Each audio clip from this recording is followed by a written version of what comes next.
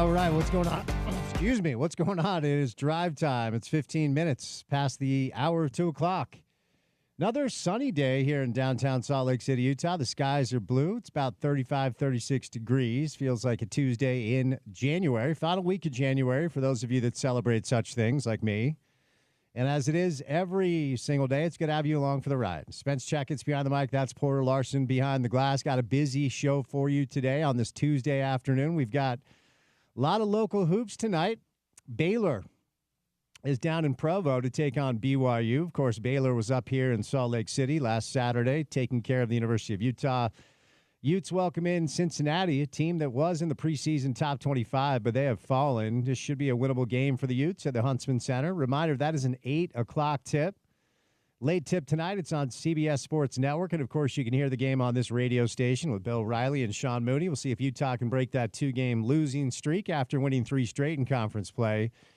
The Utah Jazz take their act on the road to take on the Golden State Warriors. The Jazz got beat last night by the Milwaukee Bucks. Former Weber State Wildcat Dame Lillard in town, Giannis Antetokounmpo.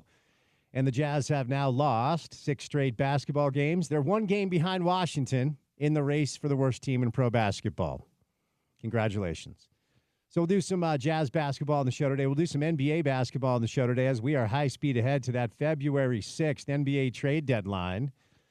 The latest on Jimmy Butler, who was suspended indefinitely by the Miami Heat after walking out of practice a couple days ago.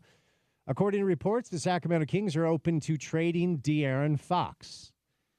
Does that put them in the Jimmy Butler sweepstakes? What does that mean for the future of that team? They've actually played a lot better since they fired Mike Brown. Doug Christie taking over there. So a lot of rumors surrounding the NBA trade deadline and whether or not the Jazz are going to get involved. John Collins rumored to potentially be of interest to several teams, including those Sacramento Kings. Jordan Clarkson, Colin Sexton, and the like.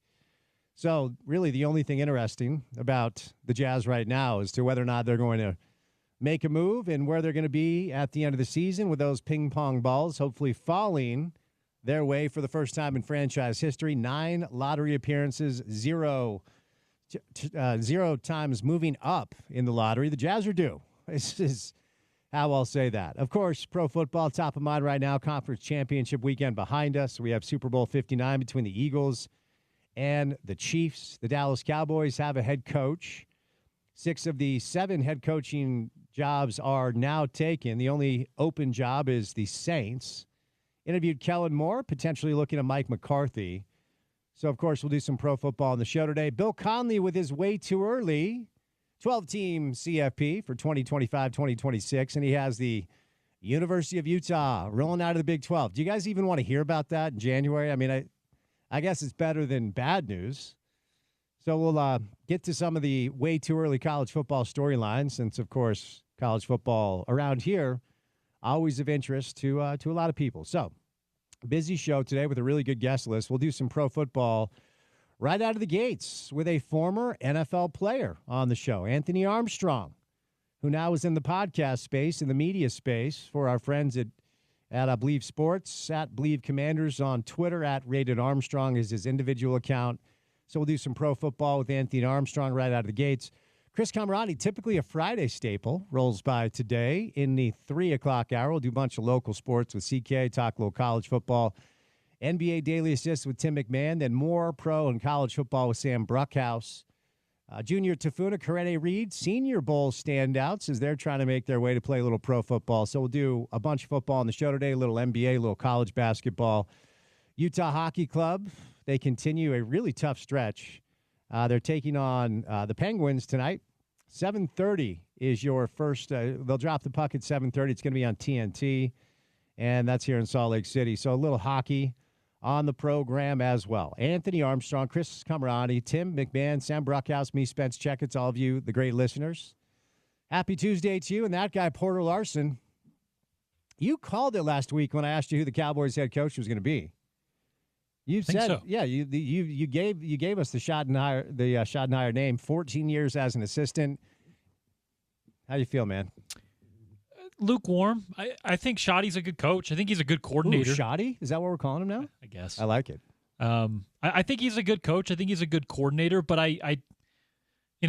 part of me just is struggling to get excited when I know that he's going into a situation where Dak Prescott is getting like 40% of their salary over the next 4 years. You know how I felt about Dak, much like Schottenheimer. He's good, but not great. And that's not how you win a Super Bowl. And, I just feel like the Cowboys are in a different gauge of success, right? Jerry Jones seems content selling out games and selling a bunch of merchandise and having the most valuable franchise in the world. But that is not really what I'm looking for. And when it is combined with a 2-year span with the coaches that have been on the market in the last calendar year and a half, 2 years, and the players, the quarterbacks that have been on the market the last calendar 2 years, I just am, I don't know, I'm optimistic, but not really, cautiously optimistic, but very much gauging my expectations for those Cowboys. So the Saints, the only job that's open. Kellen Moore, Mike McCarthy appear to be the two candidates there. So we'll keep you up to date. Pete Carroll introduced as the Raiders head coach yesterday. So a lot of football on the show. On this Tuesday, first guest, former NFL player. We'll do a little Commanders conversation. We'll talk Eagles Chiefs with Anthony Armstrong. But before we get to Anthony, the ESPN 700 cash kickoff is here. Time for your shot to win $1,000 in cash to pay your bills. Text WALLET right now to 508-777-1000. That's WALLET to 508-777-1000 for a chance to win $1,000 in cash in this nationwide contest. Good luck from all of us at ESPN 700. Your opening tip, I should say, before we get to Anthony Armstrong. Check out Standard Restaurant Supply, our good friends. You can check them out online or their convenient location here in downtown Salt Lake City, Utah. A little late on the clock, so let's get to it. It's time now for your opening tip.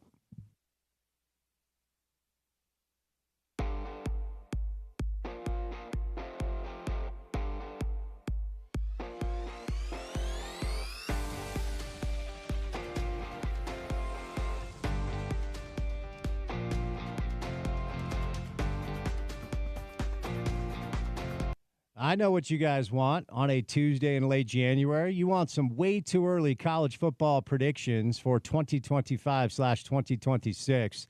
So Bill Conley, friend of the show, Mark Schleybaugh, friend of the show, ESPN writers, they've gone back and forth. Schleybaugh released his way too early college football top 25 after Ohio State won the national championship, beating Notre Dame, and that was last week.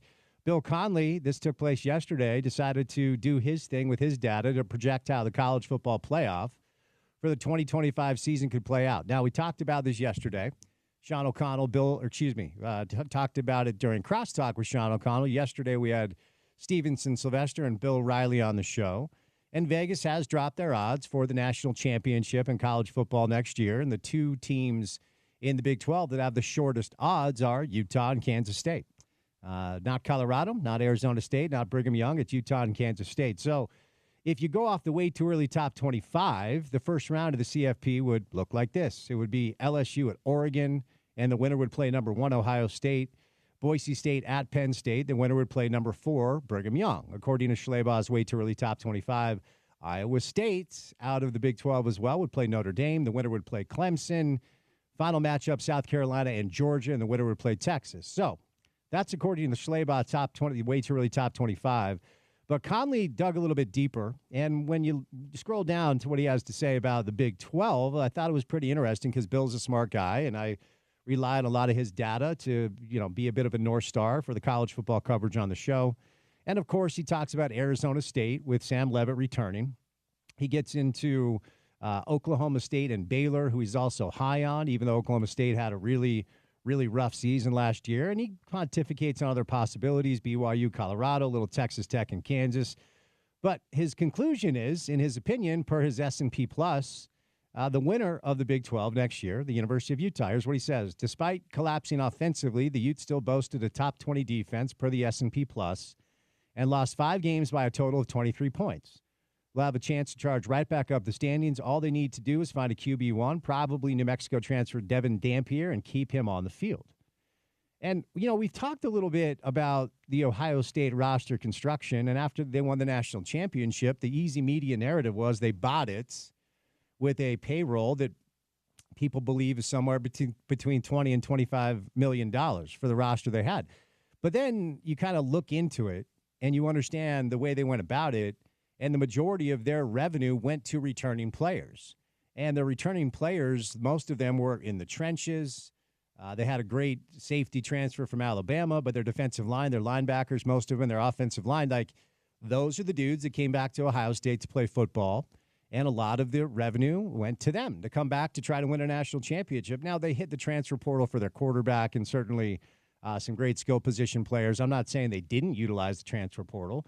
But as the debate continues to roll along in college football about how to kind of do this thing, how to roster construct in the modern day and age of college football, when you kind of look at it with a glass half full perspective, and I don't know how many of you are doing that right now because of the sour taste in your mouth of last year, there's a case to be made that Utah's really gone about this the right way. Now, it's January, and there's still a summer transfer portal that will open. And, hell, Utah lost a really good player to the transfer portal yesterday. This could all change between now and then. And it's hard to actually get an accurate pulse on the community about where they're at with the Utes after, well, 2 rough seasons, 2 years, 2 seasons ago for Coach Witt to get that team to 8 wins was pretty remarkable. But, last year in the Pac, I think a lot of people were expecting more. They just couldn't stay healthy. And then last season was just a catastrophe. It just did not go well on any level. But when you actually analyze the way they've gone about it, who they have coming back, the bulk of a really good defense, not everybody, they're losing some very good defensive players. And every single offensive lineman coming back, and an O-line that when they were healthy and right last year was one of the few bright spots on the offense. They add a transfer quarterback. They have a bevy of transfer running backs and wide receivers. And the skill position players they've added just complement what you've already built as far as the meat and potatoes of a football team. And it's exactly what Ohio State did. So whenever a really smart college football writer decides to kind of dig into some things to learn about exactly what sort of hand we've been dealt, I think it's worth bring it in on air. If you want to read Bill's entire piece, I would encourage you to go to ESPN.com in the college football section where he picks Utah out of the Big 12. So there you go. Maybe some good news for you guys on a Tuesday afternoon. We'll get back to some college football with CK, but coming up next, NFL football, Super Bowl 59. Anthony Armstrong played pro football. He's on our show on a Tuesday, so keep it right here on ESPN 700.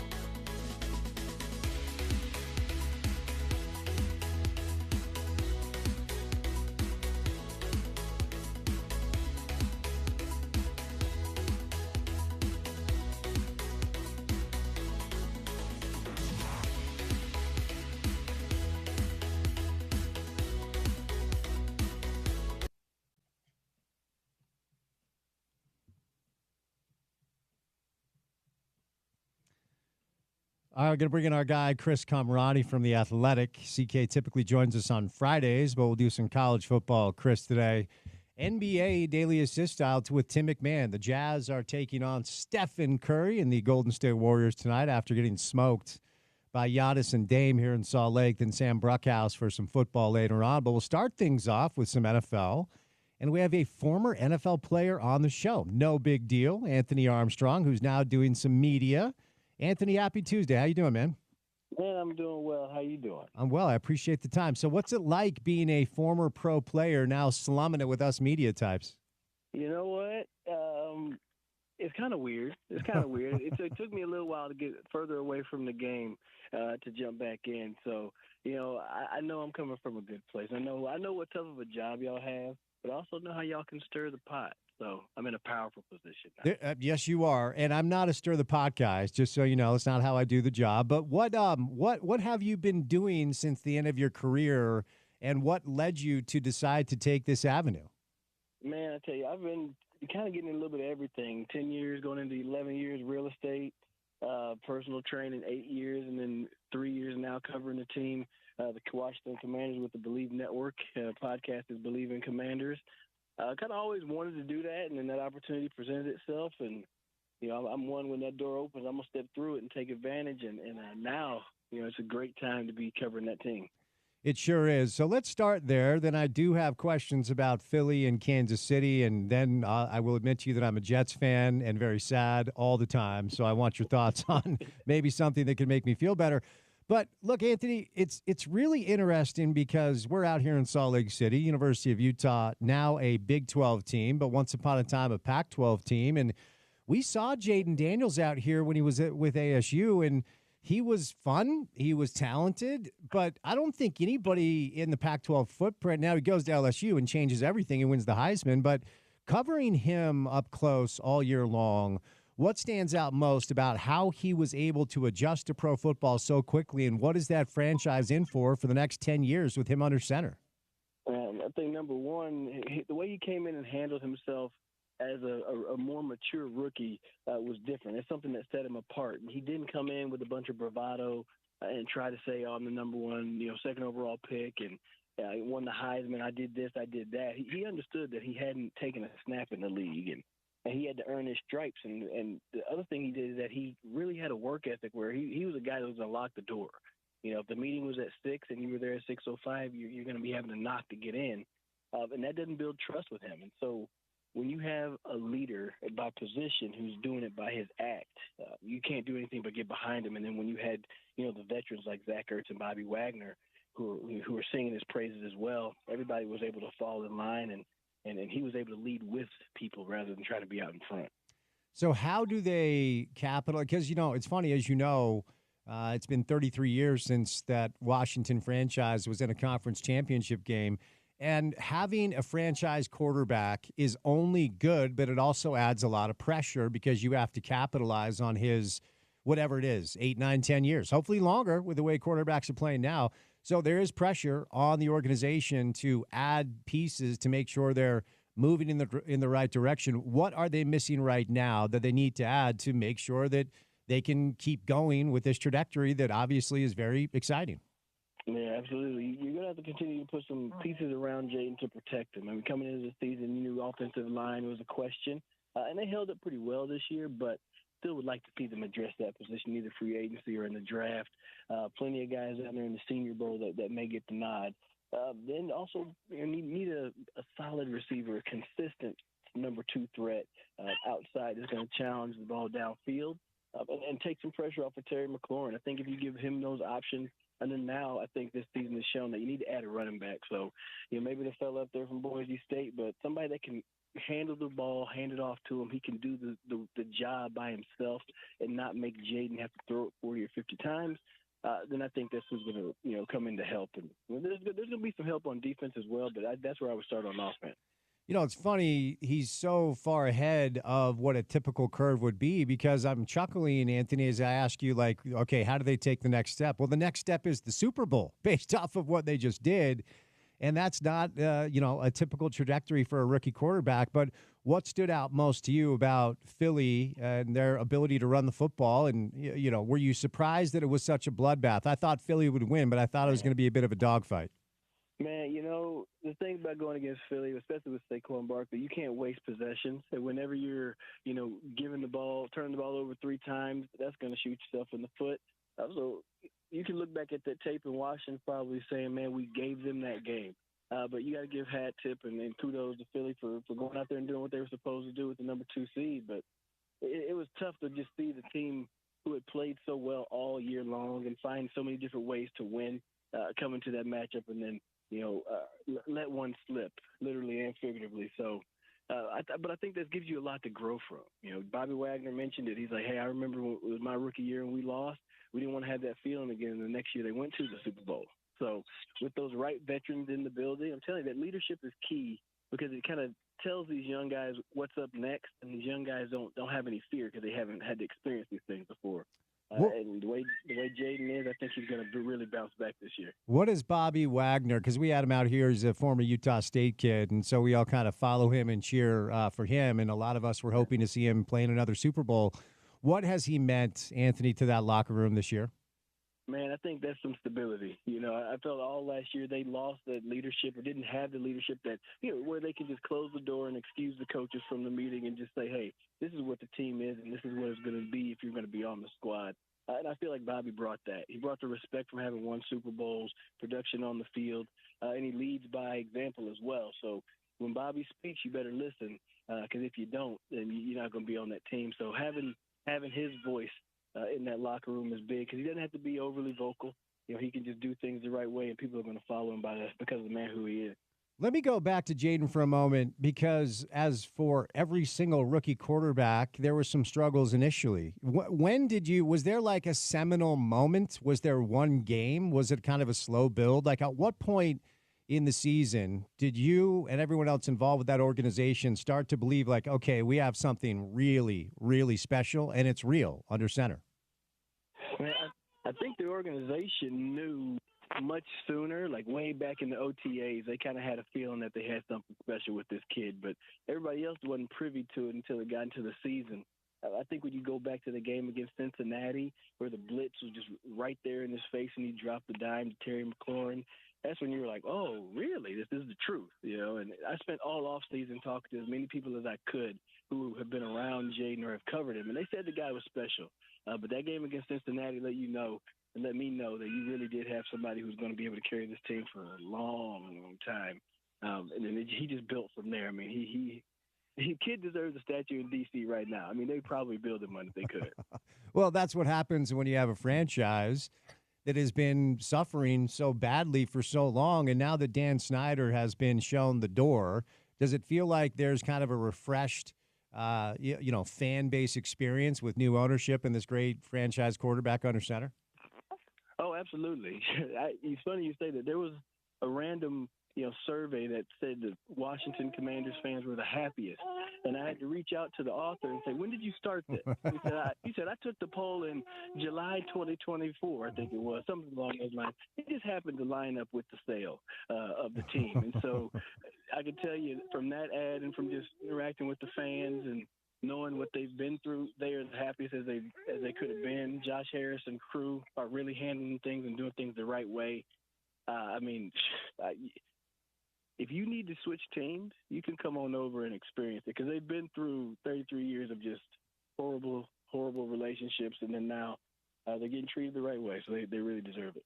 All right, before we get to Chiefs-Bills, you referenced when I was bringing you in for the intro that media members sometimes like to stir the pot, and it's just inevitable.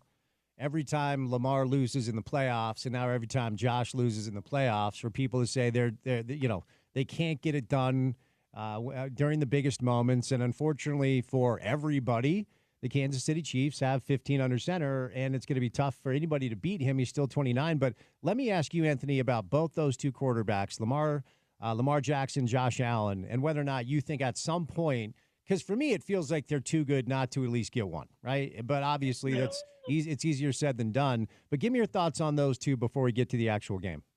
I mean, they're both extremely talented players. I mean, we know what they bring, but it gets to the point to where you're gonna have to take your game to another level for whatever that is, right? I mean, it's not more. I don't think it's more production or having to carry the ball more, put more on your shoulders. Like Josh Allen seems to be wanting to do. I think it's just find a way to make throws that you don't normally make, right?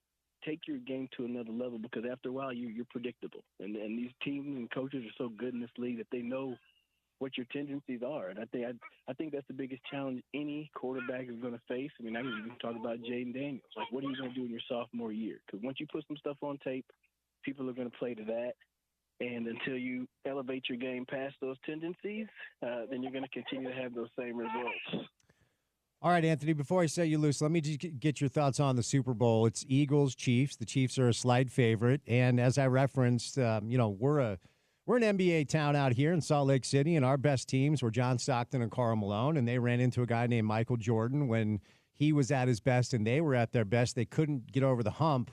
And so it feels like this is inevitable that we're going to see a three-peat, although Philly certainly has the talent top to bottom. How do you see the Super Bowl playing out? Man, I tell you, it's tough to go against Kansas City, but Philly, the way they're cooking right now, on the defensive side, I think that's something that's going to help slow down, the Kansas City offense. Now, Saquon Barkley, what's the Steve Spagnuolo going to have planned for him? Because that guy, he's a supercharger for the Eagles, and as he goes, that team goes. So it's going to be a battle. It may be one of those low-scoring affairs. I don't see a lot of fireworks happening, even though there's a lot of speed, but I still got to give a point edge to the Kansas City Chiefs until they show me otherwise, because I've tried it in the past and I've failed. Anthony, it sounds like you might have a diaper to change, so I'm just going to let you loose so you can get to that, because those are the important things. But I appreciate your time, man. Be well, okay? Absolutely. Appreciate you. Have a good one. All right, Anthony Armstrong and a few guests, I guess. Babysitting? Is that the deal? Sounded like a child. Probably his children, yeah. Unless he was watching a weird YouTube video. Sounded like he literally was attending to a child or multiple kids. Yeah, he's a father. So sure is. Hope they're hanging in. But yeah, that was what do you think? Diaper? Do you think hungry? I don't know. That sounded like a diaper cry. As a dad, you can recognize the cries. There's a reason I don't have any children. It's because I would be completely incapable of deciphering those needs. You'd be able to figure it out. Eventually. You were raised on a farm. You took care of animals. Yeah. Here's some grain, kiddo. No, you can't feed them grain, but you would figure out what to feed them. Do you ever want to be a dad? Here's some water and grain. Water works, and grain in certain. Oatmeal. You could feed them baby food. There we go. Has some grain. Do you ever want to be a dad? I don't know. But you know what? Let's do 10 more minutes on this before we catch a break. Let's talk ultimately about your life goals. Okay. We're not going to do that. Yeah, I don't think so, to be honest with you. But that could always change. We'll talk about this off air. Chris Camerani, is CK in studio today? No, he's too busy for us today. Well, I know, right? He actually is in charge of keeping a human alive. Should we get another guest on the show?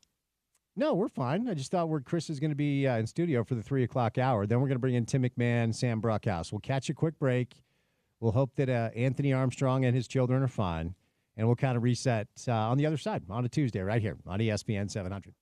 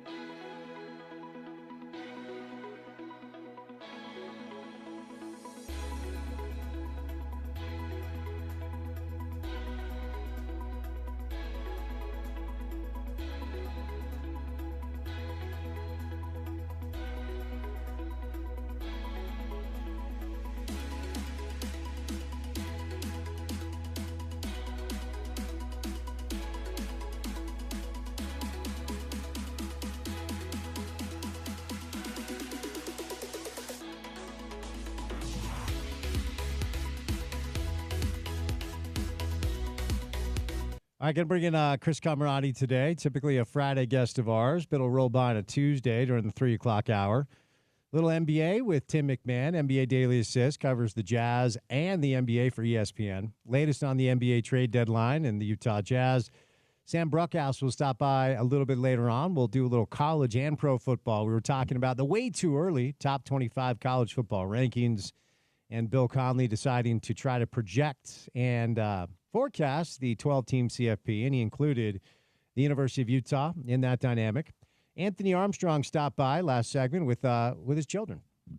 What's the strangest, because I was thinking about this during the break, does something come to mind like the strangest guest interruption that's ever occurred?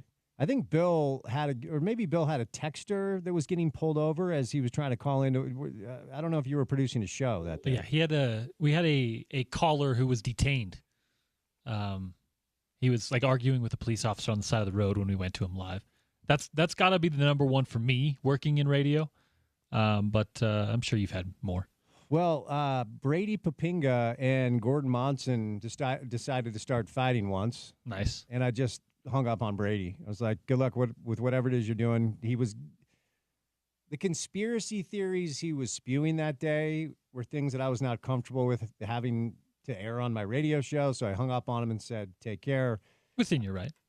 Oh, it was the right call. Ramona Shelburne once just hung up the phone because I kept her like 10 minutes. She like had to go, but she didn't want to tell you. Yeah, she just hung up the phone. Anthony Armstrong babysitting his children. I'll have to think about that because I was thinking during the break, wildest interview interruption, and I'm entering my 20th year next year doing this.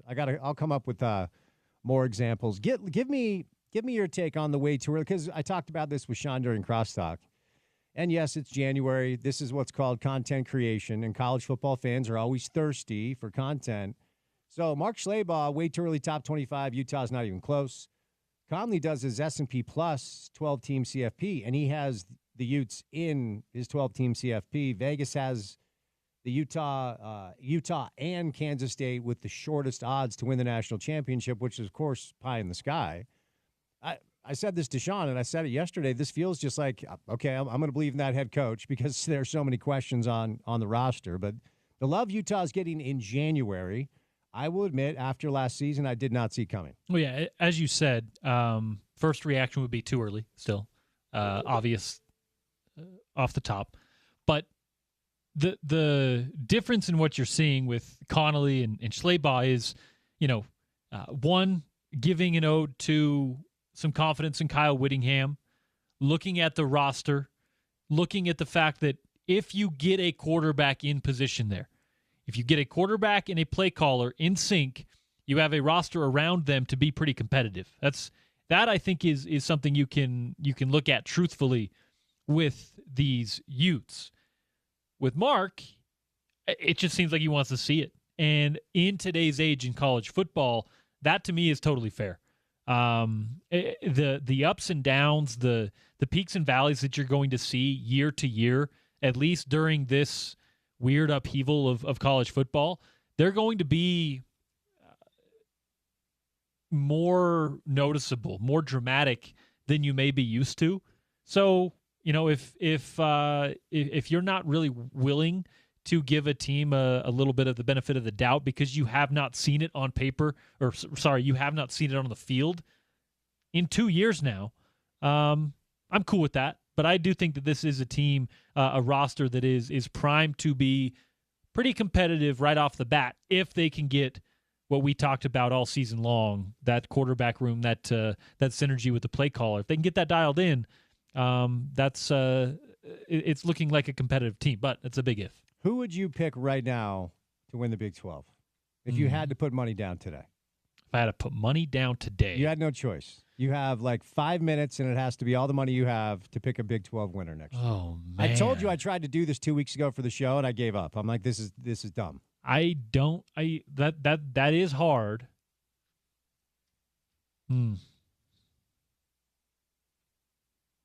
I want to say Utah, but I'm not there yet. Yeah. Now Vegas is saying you said Kansas State and Utah. K-State and the Utes have the shortest odds. And that's to win a national championship. Okay, that's to win a national championship. for the Big 12, and you're probably going to get similar odds there. Man, I would not only be hard pressed to narrow it down to one team. I would be hard pressed, Spence, to, as of today, confidently narrow it down to like 5 teams. That's where I feel like I'm at with the Big 12. It's hard to argue. Is that a cop-out? No, well, I mean, look, like last year, I didn't hear one person say that Arizona State was going to be good. No, I didn't either. You know, like not even in Tempe. Yeah, like so it's an exercise in futility. They were picked to finish last. Utah and OK State were the most popular pick in Vegas for the Big 12 championship game, and they both had horrible years. It's like impossible to try to predict, and it goes to show you, if you're a fan of a football team that's in the midst of a really good run, enjoy it because these things are fleeting. They start and they finish before you know it. All right, we will catch a break. Chris Camerani is going to join us coming up next. We'll do some college football with CK. Hoping to get our guy in studio, but he does have a lot of responsibilities. And then Tim McMahon and Sam Bruckhouse later on a Tuesday Drive. Keep it here on ESPN 700.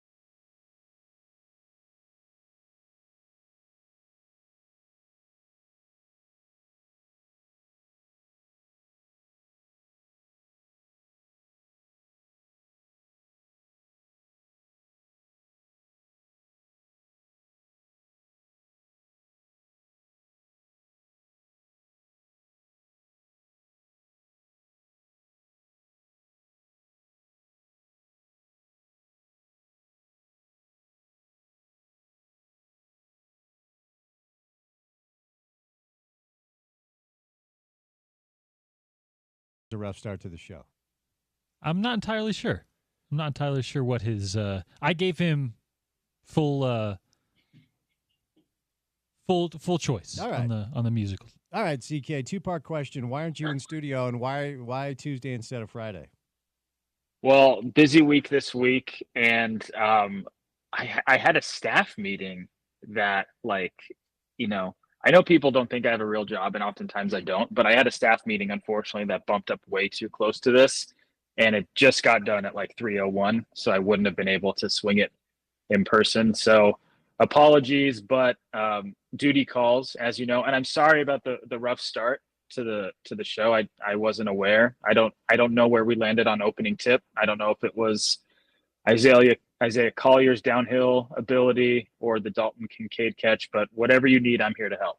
I wish I had texted you before because I would have needed that for opening tip. But that's disappointing because I feel like opening tip is an everyday listen for you. It typically is because, like any good friend, I am never lacking for good material to either help or tease a good friend. So I missed it. So can you bestow it upon me, or are we trying to move on? No, I'm going to bring you into the content Okay. for opening tip. The rough start is we had a guest who was, I'm sure, a very capable guest, but he was babysitting while he was talking, and so. Your boy's been there, Spence. Your boy's been there. Yeah, but it was like Leo times 10. So I just had to let him go. It's all good. We're fine. But, doing a sports talk radio show is not unlike doing any other job. Some days you feel like you're doing a good job. Other days you don't have it. It's like when you sit down and you fire up the classical music and you're ready to start writing a story. You strike me as a guy that at times might scrap something and then start over. Is that fair? Oh, 100%. It's got to be top down. I think I've told you this. I think the monsters who can write like in various spots and then put it all together, that is alien behavior. That is stuff that I am totally unable to do. My OCD is just off the charts. It has to be from the top down. And you're right.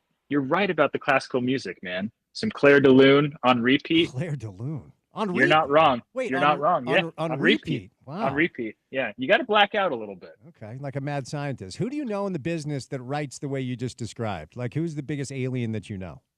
Oh, I mean, a lot of people are really good at that. Some of our close friends, Falk is very, very good at writing different pieces and different like portions of a story and then putting it all together in like 10 minutes. I could never do that. It's a very, very difficult gift. And I know that your listeners are very much into the idea of journalism construction, especially sports journalism construction. So I'm just here to tell everybody that while this job doesn't seem real, it is a creative task that sometimes can take its toll. Do you take for granted, because you referenced you had a staff meeting, and one of my favorite things about what we do for a living is I don't have to deal with a lot of meetings, and I don't have to return a lot of emails. I don't have to, do the everyday things that other jobs mandate. And God bless the people that do that, because I tried it. I wasn't great at it, and I don't know if that's ADHD or the Bing Bong brain or whatever. But because you don't have meetings, when you do have meetings, how does that hit? It's funny you bring that up. Like I'm pretty talkative, but sometimes, like for today example, it was, our college football staff just getting together to kind of talk about the end of the season and just look forward and kind of just bounce ideas. Very informal, very informal. But today, for some reason, I felt a little spicy. Just got in there with some ideas, try to mix some things up. And but that's it, man. Like I really have just like one half court heave in me. I don't think I could ever exist in the realm where it's like you have multiple one of these a day. I don't have it in me. I understand that is like coming from a point of privilege beyond measure, but kudos to the folks who either digitally or in person are able to just bounce from one meeting to another, because they're doing a job and work that frankly I know I could never do. I have a friend who works works for a staffing company, and he's done very well. He's a sweet guy, and for a decade, every morning, Monday through Friday, at 7:30 a.m., they had what was called their red zone meeting, and he had to be at work. He had to be present at work. He had to dress up, all the things, and it was just an hour of them pumping each other up, and they would like jump up and down to get ready to sell for the day. Dude, he did that. Sounds like some AlphaCon stuff, Spence. Not going to lie. It was a little bit, but he did that Monday through. Shout out to the Bull. He did that Monday through Friday for 10 years, every morning. Red Zone 7:30. Like, there's not an amount of money you could pay me to do that. That sounds. I mean, a guy working all day in the red zone. Is his name Scott Hansen? It is not. Does he work for NFL Network? No, I understand you're a sports writer, but not everything has the sports connotation. It was the Correct. red zone to get people excited to go sell for the day. Okay. Well, I mean, I guess once you get inside the 20-yard line, it is exciting, the prospect of, breaking the play into the goal line and scoring. But what you described, all I'm envisioning are very, very questionable scenes in Wolf of Wall Street. Yeah, that it had that type of energy. Certainly had that type of energy. So do you care to share with the listenership any sweet, hot leads, hot ideas that you had on the Zoom call, like a good CK piece to tease that we can get excited about? No, I mean, a lot of it, and a lot of what readers are interested in now, Spence, is roster construction. As you know, I know the Drive is one of the most, preeminent places in the market to go to talk about roster construction in college football. As we've talked about, with the wonkiness of the House settlement, whether or not, certain schools will have $20.6 million to be able to delineate to various, programs and players in their athletic departments. I mean, that's just always going to be a priority for anybody, because the more reporting you can do on that is going to be paramount to being able to tell the most accurate and up-to-date stories. It's weird, man. Like, I can't think of, what did we used to talk about before NIL and the transfer portal in the offseason? Honestly, was it just like pitching depth charts? Is that what it was? Yeah, and we're talking way too early top 25 in a moment. Way too early. Okay, I'm ready. I'm ready. 12 team in a moment. But yeah, no, to your point, and I do think these stories at times can become a little bit exhausting, but if you don't really understand the landscape, then I think it's very easy to assume certain things that just aren't true. And we keep talking about the Ohio State thing as an example, and I am trying to loosely tie a parallel to the way Utah has gone about their business this year by returning the bulk of a good defense. They've lost a lot of good players, but, a top 20 defense, and Kyle and Morgan have always been known to have that locked in regardless of who's on that side of the football. They have everyone in the O-line back, and then they surrounded them with skill position transfer players. It's exactly what Ohio State did. So, yes, roster construction is a big topic because it's a new thing that I think we all need to learn about together. Well, and Ohio State did a very impressive job of carving out probably, I'm going to ballpark like $8 to $10 million to go out and buy 4 guys that basically were the final pieces of the puzzle. Will Howard, Jeremiah Smith, Quinshon Judkins, Caleb Downs. Like, if you're going to get those guys from the portal or high school and have them join a group that's already very talented, that means you're doing things right, and you're going to have to pay a premium price. And obviously they did.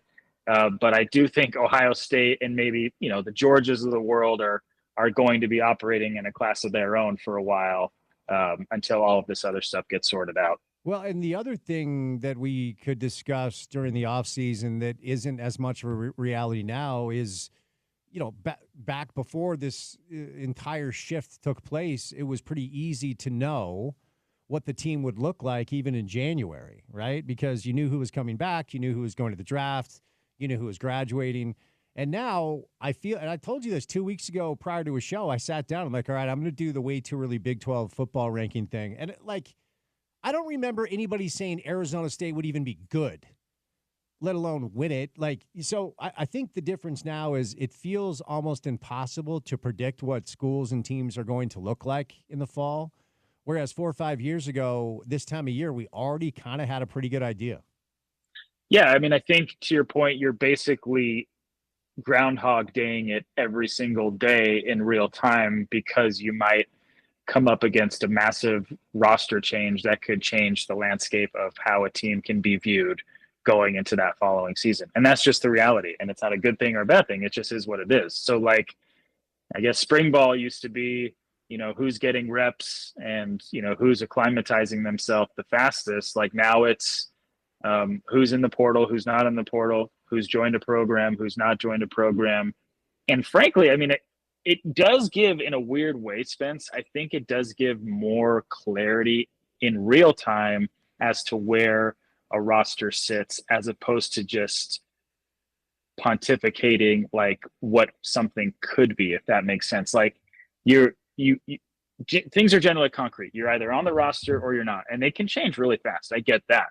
But like in the past, I felt like it was, to your point, like, oh man, West Virginia's rushing attack under Rich Rodriguez, watch out. It was great to watch, great to play with on NCAA.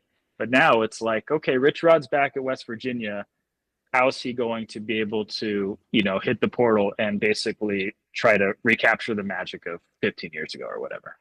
So you're on a staff at The Athletic with some of the biggest and best college football minds and media members and writers we have. Heavy hitters, man. Heavy hitters, game changers, needle movers, you name it. Influencers, if you'd like to go there. So when you're on these calls with some of the most widely read college football media members, what are the pitches? Is most of it NIL, transfer portal, roster construction? Like what's kind of like the topic, the content that's moving the needle right now? We take bets on how long my hair is going to grow. Okay. That sounds fun. We take bet on next time I'm going to shave the beard. We take bets on how often I'm going to be stopped at TSA. Like that's a good one. That's always a good icebreaker. Is PK on the call or? It's everything, man. I mean, like I said, this was more just a detox of the season and everybody kind of getting together and just, reliving the season and looking forward to the offseason. I mean, it does feel like, and I know I'm really placating to my guys' senses here, but how is it only January 28th? How did the season end 8 days ago? It felt like it ended a long time ago. It did not. It ended last week. So we're in the very early stages, but yeah, it's everything, man. It's everything you would expect, because covering college football and covering college athletics now, Spence, is like, you have to understand the sport. You have to understand scheme, fit, personnel, packages. I know how big of a 2 tight end personnel you are. I know you're all about the 22 personnel. At least. But it's also like you said, I mean, you talk about it a lot on your show, man. It's trying to understand all of these nuances that pop up on a daily basis from a federal government point of view, and how things may be put into place, how they may not, what's going to temporarily be in place, what's a lift, what's a hold, all this stuff is I would just suggest to every fan, Spence, to just do 2 things. Get it, always have water on hand to hydrate because you're stressed, and get some Excedrin migraine if you're going to try to understand what's going on, because that 65 milligram dose of caffeine is really going to help fight it.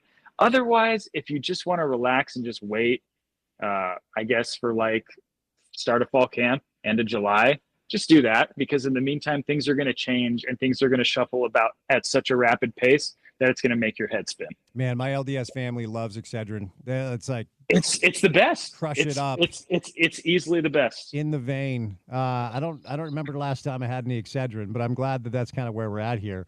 So now let's get over to. Oh wait, one more thing. The Athletic college football staff.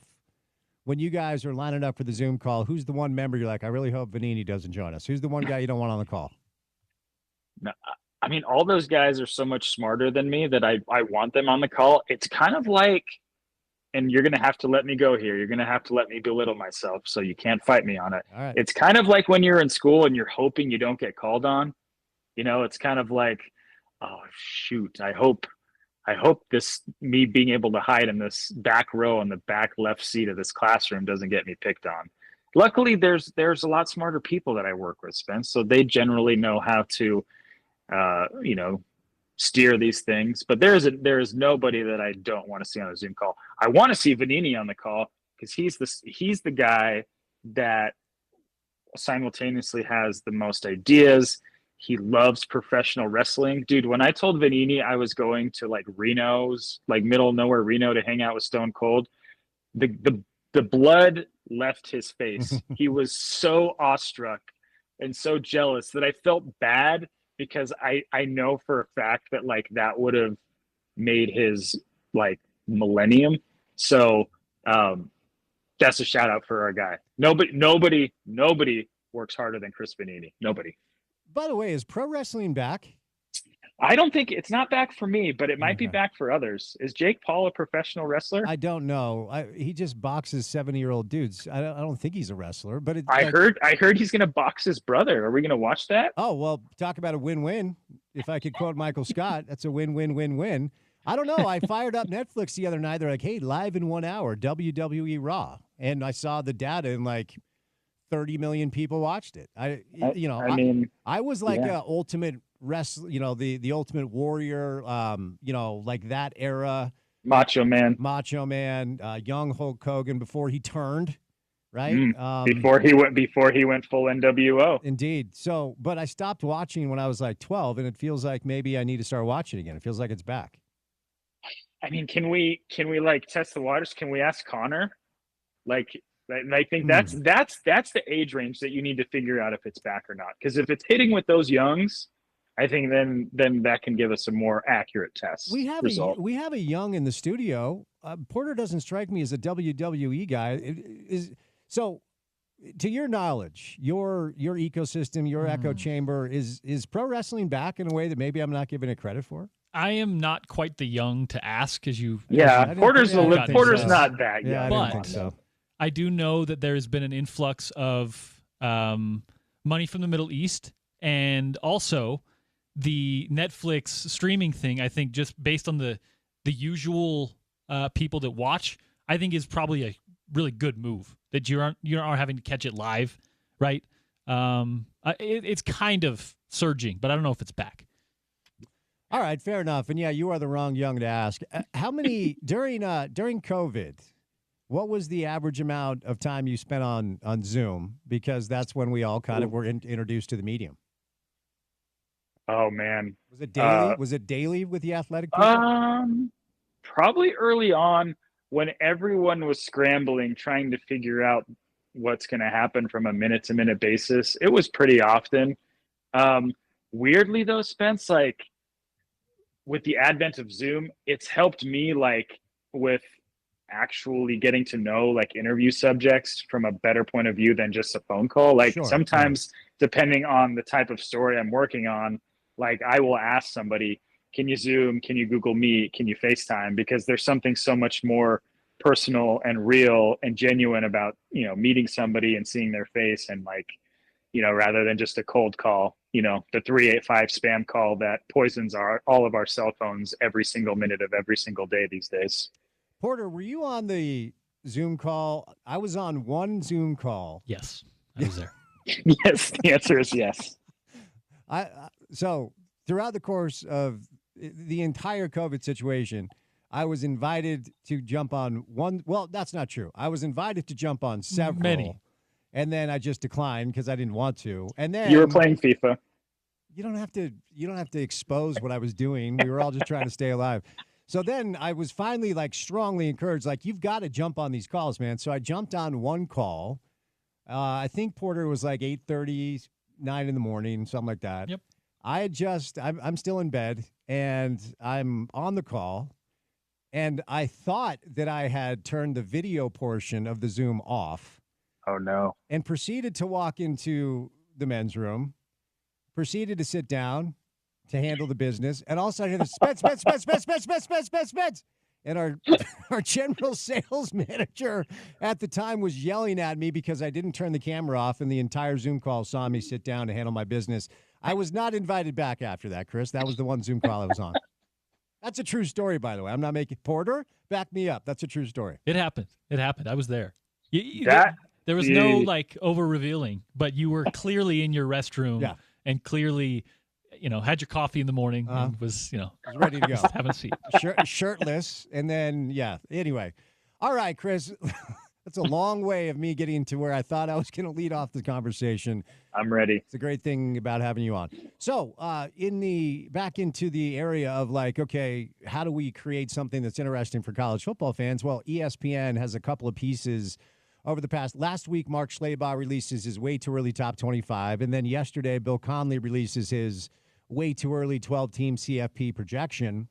And then you combine that with the Vegas odds that were released this week, of course, way too early. Utah and K-State have the shortest odds in the Big 12 to win the national championship, and Bill Conley is already picking Utah to win the Big 12 and go to the 12-team CFP. Woof. That means nothing in January, but it is something to talk about because Bill's a smart guy. I use his work as kind of a North Star on the show. Is that simply like, hey, I guess we'll just believe in their head coach? Because it's hard to know what they're going to look like right now. Well, Bill is a renowned stats guy, and I think he's like one of those really brilliant dudes who like creates his own algorithms with the bleep bloop numbers, like 1.2565, like all those things that are way over my head. So I'm not going to call into question why he chose Utah, but man, this is giving me a little bit of PTSD from last year, where I'm telling folks like, listen, guys, this is a totally different ballgame. Last year, in theory, they had everything going for them, and then it went sideways. This year, they do have some returning players. They do have some people coming back from injury, but the entire offensive side of the ball is going to be new, outside of the offensive line, which is huge. That cannot be discounted. I think Utah made 100% the right move in investing whatever NIL resources they had in retaining all of those offensive linemen because they're very good, and it's going to help the transition under Jason Beck. But we have zero idea what that offense is going to look like. And you could have said that about Utah for most of the last 2 decades, but this year I think is like as stark of a difference as you're going to get. So, maybe Vegas knows something we don't. Maybe Vegas is very high on Lavani Damuni coming back from his season-ending injury to partner with Lander Barton. Maybe they're bullish on Nate Ritchie at strong safety. Maybe. All I'm saying is that proceed with caution. We have to wait and see what this thing looks like before we can really let our heads go wild. But I guess that's the whole point. Fans just want to be able to dream. So I guess I shouldn't poo-poo their dream, basically. That's what I'm saying. Well, it's good to have a dose of reality because expectations are the direct cause of most misery if you're a sports fan. And I say it all the time. And that's why you have to be careful as far as the expectations go. Do you think, because I hear Kalani talk a lot about like the chip on the shoulder and nobody believed in us. If you're Coach Witt, would you prefer the attention to be on other teams and nobody expecting you to do anything based off of what you just did so he can play that up with his players during camp?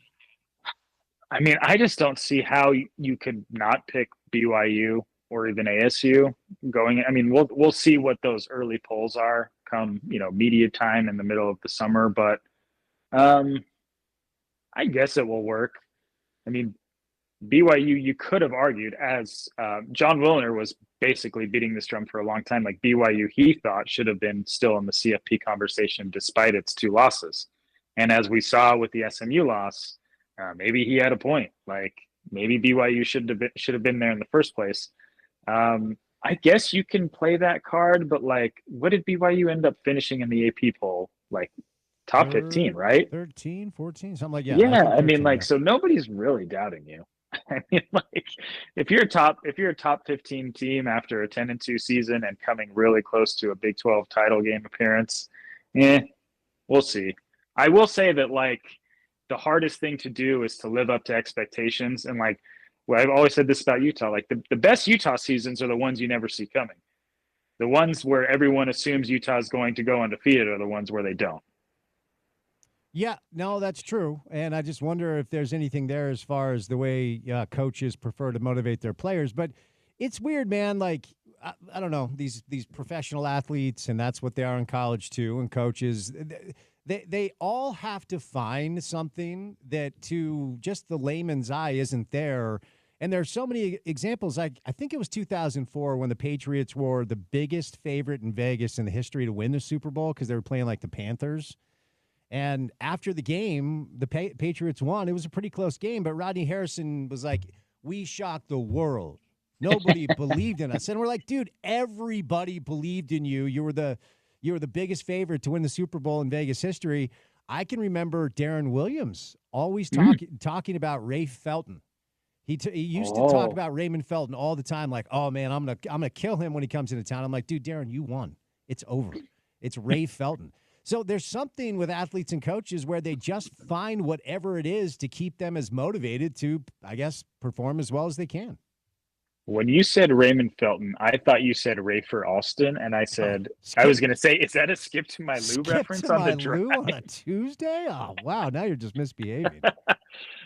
Listen, man, I think sports has a fascinating dictionary, and like I should probably at some point like do something on diving deep into these like idiosyncrasies and basically just these placeholders in the minds of both fans and athletes, because that, what you mentioned, the nobody believed in us mantra is probably, at the top of the pyramid. And I understand why it's a motivating factor for a multitude of reasons. I just don't know why, because like you have to understand that like probably I'm going to ballpark like 75 to 80% of like your replies I would imagine are generally going to be positive. So why do we tend to, from a human psychological point of view, why do we tend to focus on the negative minority? That can be applied to a whole bunch of other walks of life in our society at this moment. But it is a fascinating like thing that even those who are clearly in the driver's seat, clearly close to accomplishing something great, and often when they do, they often decide to do the Matumbo at the naysayers. Well, I mean, yes, and we could ultimately get all in the weeds on this. Why are we hardwired for negativity? And that's kind of the default for most people. And then people that understand that are in certain positions just feast upon it for their own personal gain. But it's already been a really weird hit. So why don't we just keep it going at this point? Because I'm trying to. The other thing about college football offseason around here is oftentimes, more often than not, the Jazz are interesting. And right now, like Monson wrote today on why the BYU band isn't allowed at basketball games. Bring the tubas back, baby. Bring them home. I mean, we could talk about the lads. We could talk about, RSL participating in the Leagues Cup, your favorite cup. And I know how many cups you like. You like Leagues Cup. You like Open Cup. You like what's the other one? CONCACAF. It has a new name. CONCACAF Champions Cup. Yeah. No, there are too many cups. I've been of this opinion for a long, long time. But since you brought that up, you will have the hot take on RSL sitting out the U.S. Open Cup because you, CK, are an Open Cup guy. I am. Me and the legend 3 Fitz. We are Open Cup gentlemen. But I guess RSL is employing the Monarchs. So I'm going to have to brush up on my Monarchs roster to see if they can shock the world. It is a bummer. I understand that the Leagues Cup probably gives you more eyeballs, more money, more opportunity to play against higher quality competition with teams from Liga MX. I get it. But listen, man, in this country, we kind of talked about this last week with the promotion relegation like theory. Like there could be a semi-pro team. There was like a semi-pro team from San Francisco, like at some point in the last few years, that was sponsored by a local like Mission District burrito company that like made a run in the US Open Cup. These are dudes that are like just average Joes that are good at soccer. That's cool to me, man. Like that is the essence of sports. It is weird though in this country that like while everybody's favorite movie is Rudy, like we don't want to like promote the idea of certain underdogs getting their shot. I digress. Yeah, RSL won't win the Open Cup. I think, is that the second straight year, or were they in it last year? No, they're in it last year, but I think they were lost bounced early again. That's yeah, right. Yeah, that's right. Yeah, I think they lost to Devin Sandoval's New Mexico United. There it is. I'm here. I got you. That was the Trey Fitzgerald Bowl. We talked about it. It was the 3 Fitz Bowl. Yeah, that's right. Playing in the Isotope Stadium, I think. Yeah. Good pull. I mean, look, it's interesting. Shout out to our good friends at the Salt Lake Tribune, but you pull up the Trib these days, and it's simply a rough scene with the local sports situation, mainly because the Jazz just aren't interesting, and how many people care about college basketball? Maybe that will change. Monson writes on the BYU band getting thrown out of games. We got the triple team about whether or not the Jazz defense can improve during the rebuild. Salt Lake Bees ticket prices are going to be different next year. The hockey club looking to regain their confidence and swagger after a road trip. And Kenan Johnson's gone, Spence. Kenan Johnson is gone, as we've talked about. Do you have a hot take on Kenan Johnson, Utah quarterback taking off? I don't. I think he played one quarter against the mighty Thunderbirds of Southern Utah. That's my take. Okay. Ultimately, Yana Neepkins will save us all because she's killing it. We do. Correct. We do have Correct. Yeah. Yes. I do think that is a great pull. Lynn Roberts landing Kelsey Plum. Shout out. With the Los Angeles Sparks, a baller. I'm excited to see what she does in a Sparks uniform. Local sports scene, yeah, man. Like I said, Isaiah Collier, great end-to-end speed. He reminds me of Benny the Jet Rodriguez on Mighty Ducks 2. Stop it. That's enough. Okay. If there's a piece of good news, it appears that the Utah Hockey Club is having a difficult time trademarking Yeti. So I guess there's that. Is that because of the cooler company Yeti? I guess, but shout out to Bell, who does a great job. Their first Yeti application was rejected. I just look, I cannot tell you how badly I just do not want that name for the hockey club. I just don't.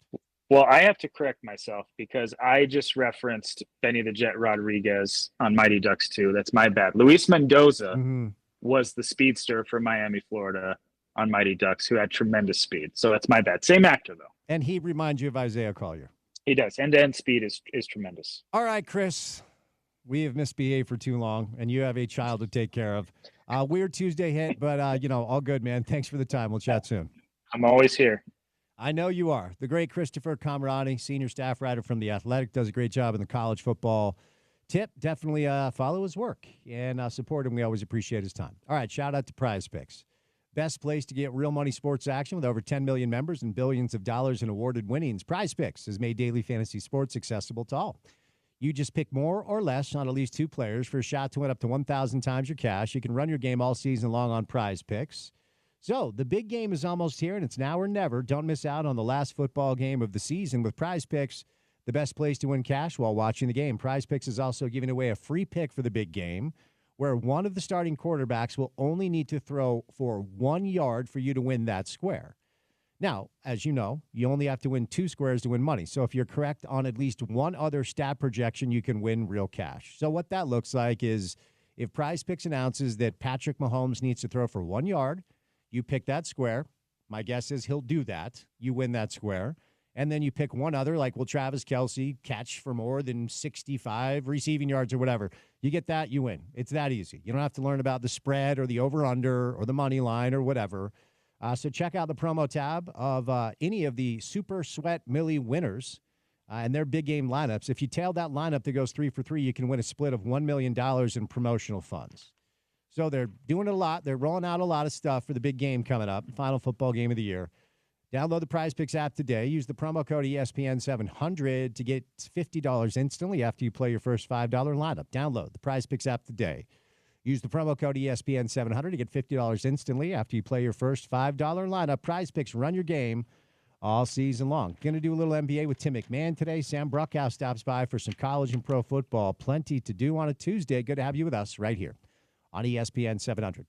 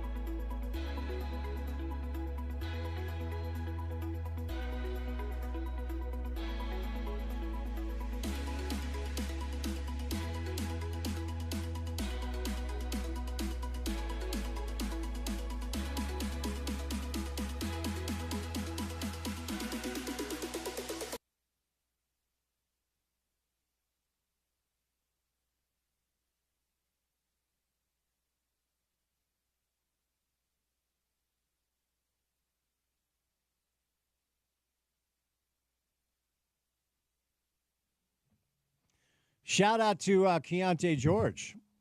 He has been named to play in the Rising Stars Challenge. Are they still calling it Rising Stars? I think they are. They change it every year. So Keontae George selected to participate in the 2025 Rising Stars Showcase is what that is. So the All-Star Weekend in San Francisco, February 14th at Chase Center at 7 o'clock. That will be on TNT. So shout out to Keontae. There's not going to be a ton of great Jazz storylines. Nobody's in the mix for an all-star selection or a postseason award, and the team is not trying to win. Rising Star participants, all-time Jazz history. Porter, can you name one off the top of your head? The Rising Stars participants. I know Donovan was there. Yes. I know Gordon Hayward was there. Okay. I feel like Jeremy Evans might have been there. Nope, because Jeremy Evans could only jump. That's right. I remember the Jazz would come back from the offseason and be like, hey, Jeremy Evans set a record for his vertical leap this offseason. I'm like, sweet. Did he get any jumpers up? What else? Like, He could run. He could. So the following players, because this is what you guys want on a Tuesday, the following players have represented the Utah Jazz as a Rising Star participant. Brian Russell, Andre Kirilenko, Darren Williams, Paul Millsap, Ronnie Brewer, Derek Favors, Gordon Hayward, our guy Trey Burke. That's right. Twice, actually. Oof. Rodney Hood, Rudy Gobert, or as Bill Plaschke called him on my show, Rudy Gobert. It's a real thing. Gobert. You know what Bill Plaschke is? Do I know who he is? Yeah. He's on PTI sometimes, right? Or whatever the other one is. He's like the Gordon Monson of Los Angeles. Okay. He's like an old dude who Like writes and is funny. Yeah. Pretentious columnist. Or that, sure. And so one day. You said it. I didn't say it. He's an old dude who writes about sports and is funny, is what I said. Oh, yeah. That's the what I meant. pretentious thing was your take, and I didn't say you were wrong. That's what I meant. I remember, so Gordon, shout out to Gordon, still joins the show from time to time. He never booked a guest on the show. Just wasn't his thing. There were a lot of things that weren't Gordon's things that were left to me, to do on the show. I guess maybe I was prepared to do a solo show because I did it with Gordon for 7 years. So I would book the show more often than not, which is why thank you for what you do every day. A producer's dream, sounds like. Yeah, and then Austin, my producer, who I loved, I would say, hey, call this guy, get him on the show, whatever. So Gordon one day announces, hey, because we used to give him some crap, because he would brag about all these people that he knows. Right. All of these cool experiences that he had. I'm like, Gordon, can we get one of them on the show? If you know all these people, we are booking 3 to 4 guests per day, and you are no help. So one day he comes in, baggy basketball shorts, of course, T-shirt, hat, the Monson look, Air Jordans from back in the day, and he's announced that he's booked Bill Plaschke to come on the show. This is when the Mitchell, Gobert, Quinn team started to get good. Right. And so we could actually get people. One of the hard things about talking to our national NBA guests this year is, okay, Keontae's coming off the bench. Give me your thoughts. When that team got good, it was easy to get a lot of guests because people wanted to talk about them. They watch. So Plaschke rolls up and asking him about the team, what he thinks is they're one of the best teams in the West. And he just goes on and on about how much he's impressed with Rudy Gobert, over and over and over. And I'm like, what do we do here? Because he didn't say it once and realized. For a 15-minute interview, he probably called him Rudy Gobert 20 to 30 times. Yeah. But anyway, back to the list. Nobody gives a rip about that. Rudy Gobert, Dante Exum twice. Shout out to Awul Neto once. Trey Lyles, Donovan twice. Walker is the most recent Jazz man to have made it prior to today. So shout out to Keontae George. I will say this. Have you noticed that, for real, I do think the decision to bring Keontae George off the bench over the past couple of games is Will trying to figure out who Keontae is, not just for the Jazz, but in pro basketball, because he's not a lead guard. He just isn't. We've seen the experiment. He was never a lead guard, and I know Will doesn't like labels. He doesn't believe in the whole, put a player in a box thing. Okay, that's fine, but you still need a decision maker with a ball in his hands that's actually good at that and doesn't take horrible shots and doesn't shoot a low percentage from the floor. But he was never a lead guard in high school, the IMG Academy, I think, and then his 1 year at Baylor. So I do think there's a little bit more meat on the bone of Keontae coming off the bench and Collier starting than most of the Jazz topics that we just try to manufacture. Yeah, well, part of not putting him in a box is finding out what his skill set really is and where you can apply it, right?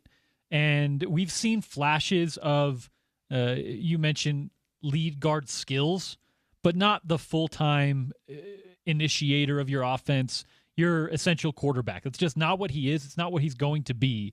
And once you realize that, for Will Hardy, you're going to transition into a period of, okay, if he's not that, we still have a lot of those skills that we can apply to something else. What is that?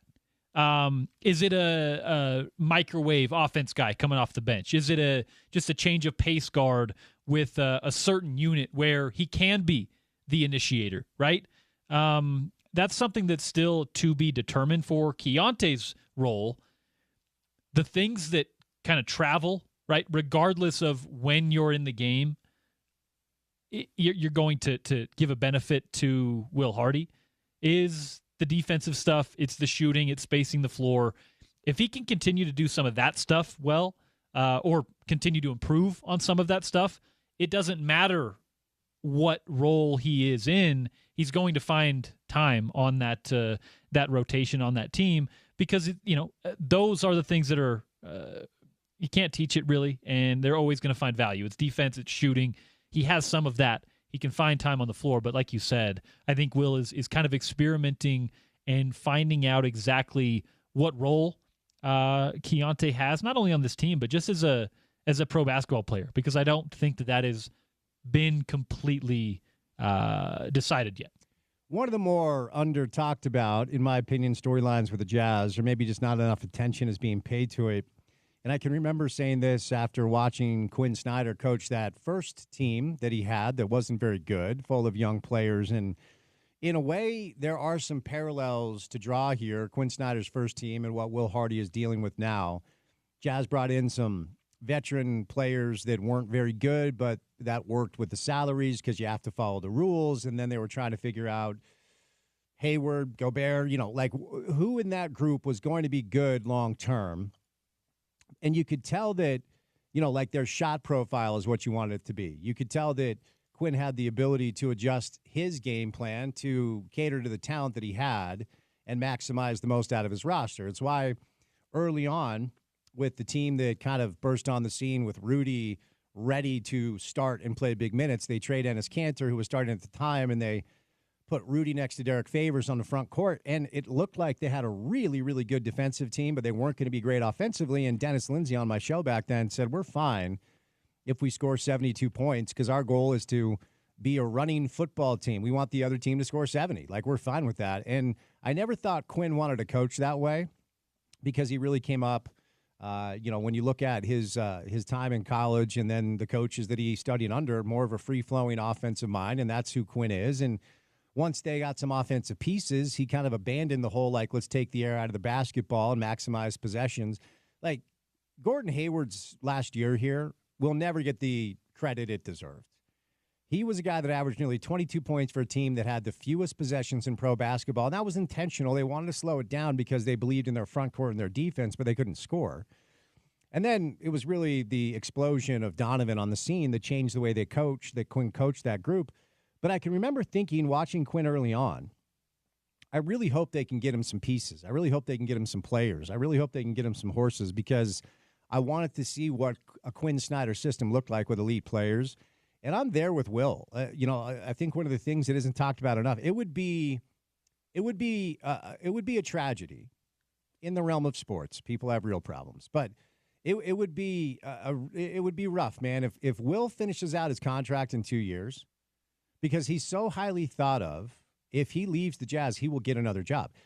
The reality is he should be the head coach of the Boston Celtics right now, but he left not knowing that Ime Udoka was going to lose his gig, and that job went to Joe Mazzulla, but that would have gone to Will if he stayed there for 2 more weeks. I always wonder how that lands with him when you actually get an honest answer. He would never address it because, of course, he's invested in what he's doing. But he's got 2 years left after this. And outside of some sort of stroke of luck, that nobody sees right now. This team is not 2 years away from being good. They're not 2 years away from having a talent base on the roster that can complement what I perceive to be a really good head coach. If Will Hardy in 2 years from now, Porter, and his final year, if the Jazz front office are not able to give Will the talent necessary for him to compete, I have a hard time seeing him go, okay, I'll give you another 3 years. I think there's a good chance if they don't give him the talent to compete, he wants to win. Every coach does. He's maniacal about it. And I think it would be a real bummer if we weren't able to see Will coach a really good roster, because I think he could maximize the talent. I think we've seen enough to believe that could be the case. It's not unfair to bring it up. My question would be, if they don't give him any talent for the next 3 years, in 3 years, Spence, are other teams going to be looking at Will Hardy the same way? Right now, it's fair. I'm with you. I think that he's a good coach, and it might not be fair the way he is perceived in 2 or 3 years, but you're not going to look at Will Hardy the same way you do today, the same way you did when he was leaving Boston, if he is 2 years from now a head coach with a record that is like below 20%, right? That's just something that a lot of coaches are going to look differently. The demand for him might be at the assistant level, which, hey, maybe he takes one of those jobs going forward. But I don't know, man. I don't necessarily know that it's a Quinn Snyder-like departure.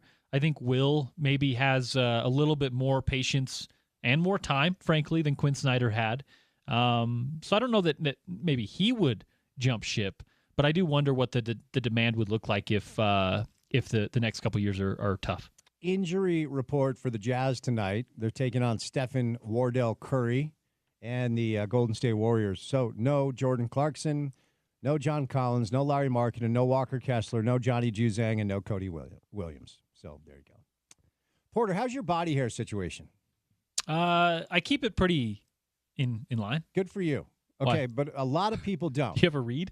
Yeah, I do. Oh, great. It's I forgot about this one. Yeah, a little bit of a transition here. So Porter's body hair situation is dialed in, but if you're not in the similar spot, if you have like the gorilla back and you don't want to take your shirt off at the pool during the summer, well, good news, laser treatment's available with a massive discount. And there are other parts of your body. You know what? If you need laser treatment anywhere, you can just go and do that. That's your business. It's not my business. There you go. Anywhere. Not just the back, not just the chest. You know what? I'm going to focus on the read. If you need laser treatment, you can save a grip of money right now with our friends at the Ogden Clinic, Hadley Dermatology. Expert skincare, outside of just the laser is where the deal comes in, but they can do anything. It's Dr. Michael and Dr. Jason Hadley and their skilled team. They offer a full range of dermatology services, anti-aging, Botox, body sculpting, as I referenced, laser treatments, injectables, and more. Whether it's general dermatology, advanced Mohs, surgery for skin cancer removal, or cosmetic treatments, you're in great hands. So if you're like me, and when the sun is out, you are golfing or you are hiking, you're outside, you're exposed to a lot of sun. And yes, you can use sunscreen, you can wear a hat, you can do all the things. But Jason is a good buddy of mine, and every year he's like, hey, come in, let's just make sure you're good, because early detection for skin cancer can literally save your life. And I talk to them all the time. They have early detection all the time. Then they have patients that come in after way too many years, and it's too late to do much for them. So if you're in that boat, like I am, definitely give them a call today. And also 25% off laser treatments as the weather starts to get warmer and you have pool parties. Don't be the guy that keeps his T-shirt on in the pool. Here's the number. It's 801-657-5664. That's 801-657-5664, 801-657-5664. You can also visit HadleyDermatology.com to schedule your appointment today. So check them out. Good friends of mine. All right, 2 hours down, 2 hours to go. Tim McMahon, Sam Bruckhouse, basketball and football in your 4 o'clock hour. Then we'll launch into the 5 o'clock hour. Don't forget Utah Hoops tonight taking on Cincinnati. We'll preview that game coming up a little bit later on the Drive on a Tuesday right here on ESPN 700.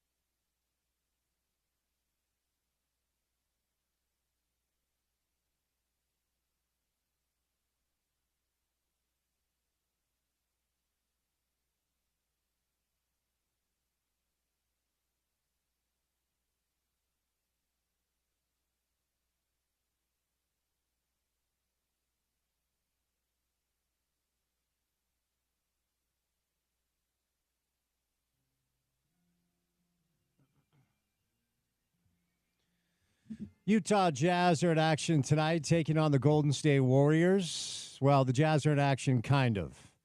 No Jordan Clarkson, no John Collins, no Larry Markkinen, no Walker Kessler, no Johnny Juzang, no Cody Williams. Our next guest covers the Jazz and the NBA for ESPN. Tim McMahon, I guess we have another skeleton crew tonight for the Utah Jazz. Is this we're holding players out to be traded? See, that's me trying to get creative here. Ooh, that'd be a big trade for all those guys to be involved in it. Yeah, I don't think Larry Markkinen will be in a deal. Guess who will be in the building tonight for the Jazz game? Really? A celebrity reporter appearance in Tim McMahon. You're going to be there tonight, huh? I don't know about a celebrity reporter, but I'll be there.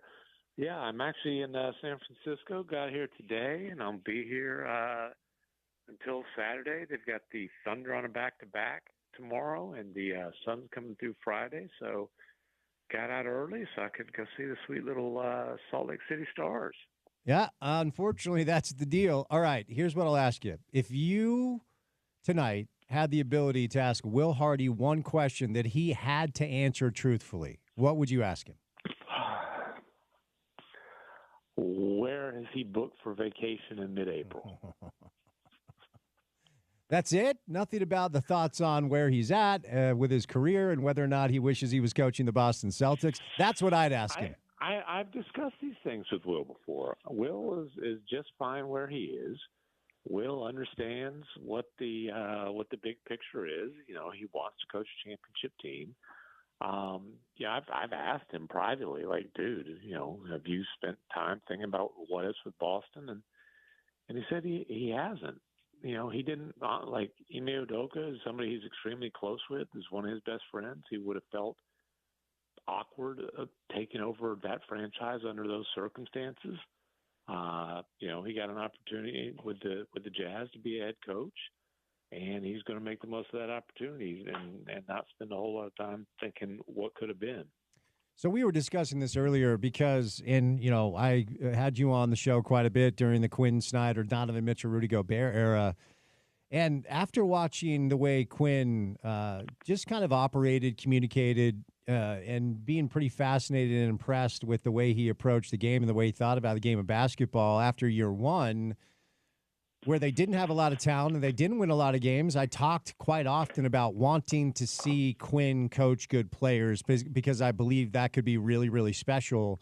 And it was pretty special. It never ended up in a championship or anything close to it. But I kind of feel the same way about Will.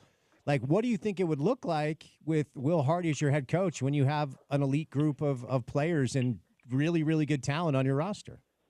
I mean, they would have a chance to win a whole lot of games and you know, make playoff runs and all those kind of things. The thing about it is, look, you can criticize, you know, especially in hindsight, the way they went about the last couple of seasons in terms of it was really a midseason pivot to a tank. And if you're going to tank, you know, the midseason pivot is a tough way to go about it because you tend to end up like 9 or 10 in the lottery instead of 1 or 2. But we've seen Will Hardy coach, you know, to win. We've seen him coach winning basketball. And, you know, it's not like those teams were loaded with talent. When he had reasonable NBA talent, the Jazz overachieved. And then that's a pretty good sign that the man can coach. So one more thing here, and I know, and as you've said, and I understand that Will is part of everything they do, and they think highly of him, and he is the guy to be this team's head coach for a long time. He has 2 years left on his deal, and outside of some sort of random stroke of good luck or some sort of thing that nobody sees coming, this is not a team that's 2 years away from having a talent base that allows him to compete with his peers in the West. Like, what does that look like for him if we're having this conversation in 2 years from now and the Jazz are on pace to win 20 games? Yeah, you know what? I mean, I could speculate. I won't because I don't know. I would just say that, you know, he took the job planning or hoping to be the Utah Jazz head coach for a long time. You know, the fact he has 2 years left on his deal is because they picked up a fifth-year option way before they had to, and that was certainly a sign of their commitment to him. At this point, my assumption would be that Will be the coach of that franchise for a good while. Until I hear or see something different, that's kind of just the way that I think it's going to go. So a lot of times when I see a rotational change or a decision to sit this player or that player, like I'm not going to have you break down Micah Potter in the starting lineup, but occasionally there's a thing that he's trying that feels like it's real.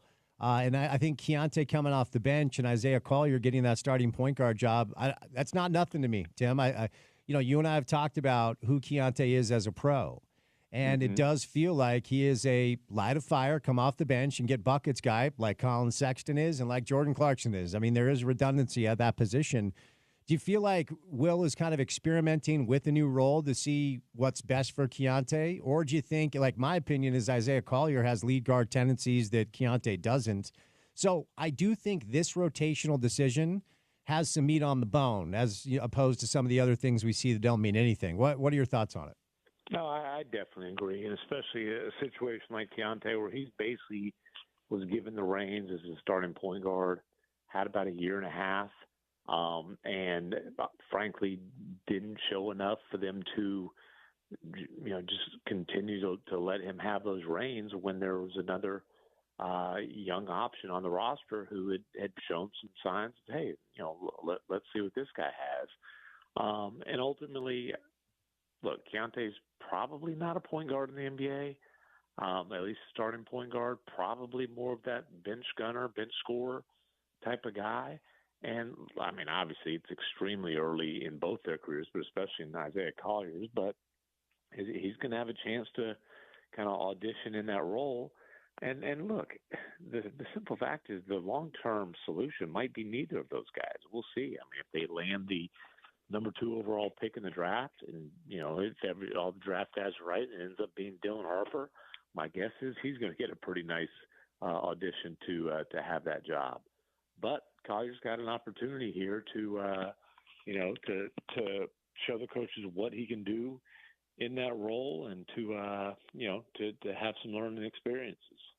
Keontae named to the Rising Stars game today. Shout out to Keontae. Tim McMahon, can you name the first Jazz player to represent the Utah Jazz in the Rising Stars Challenge?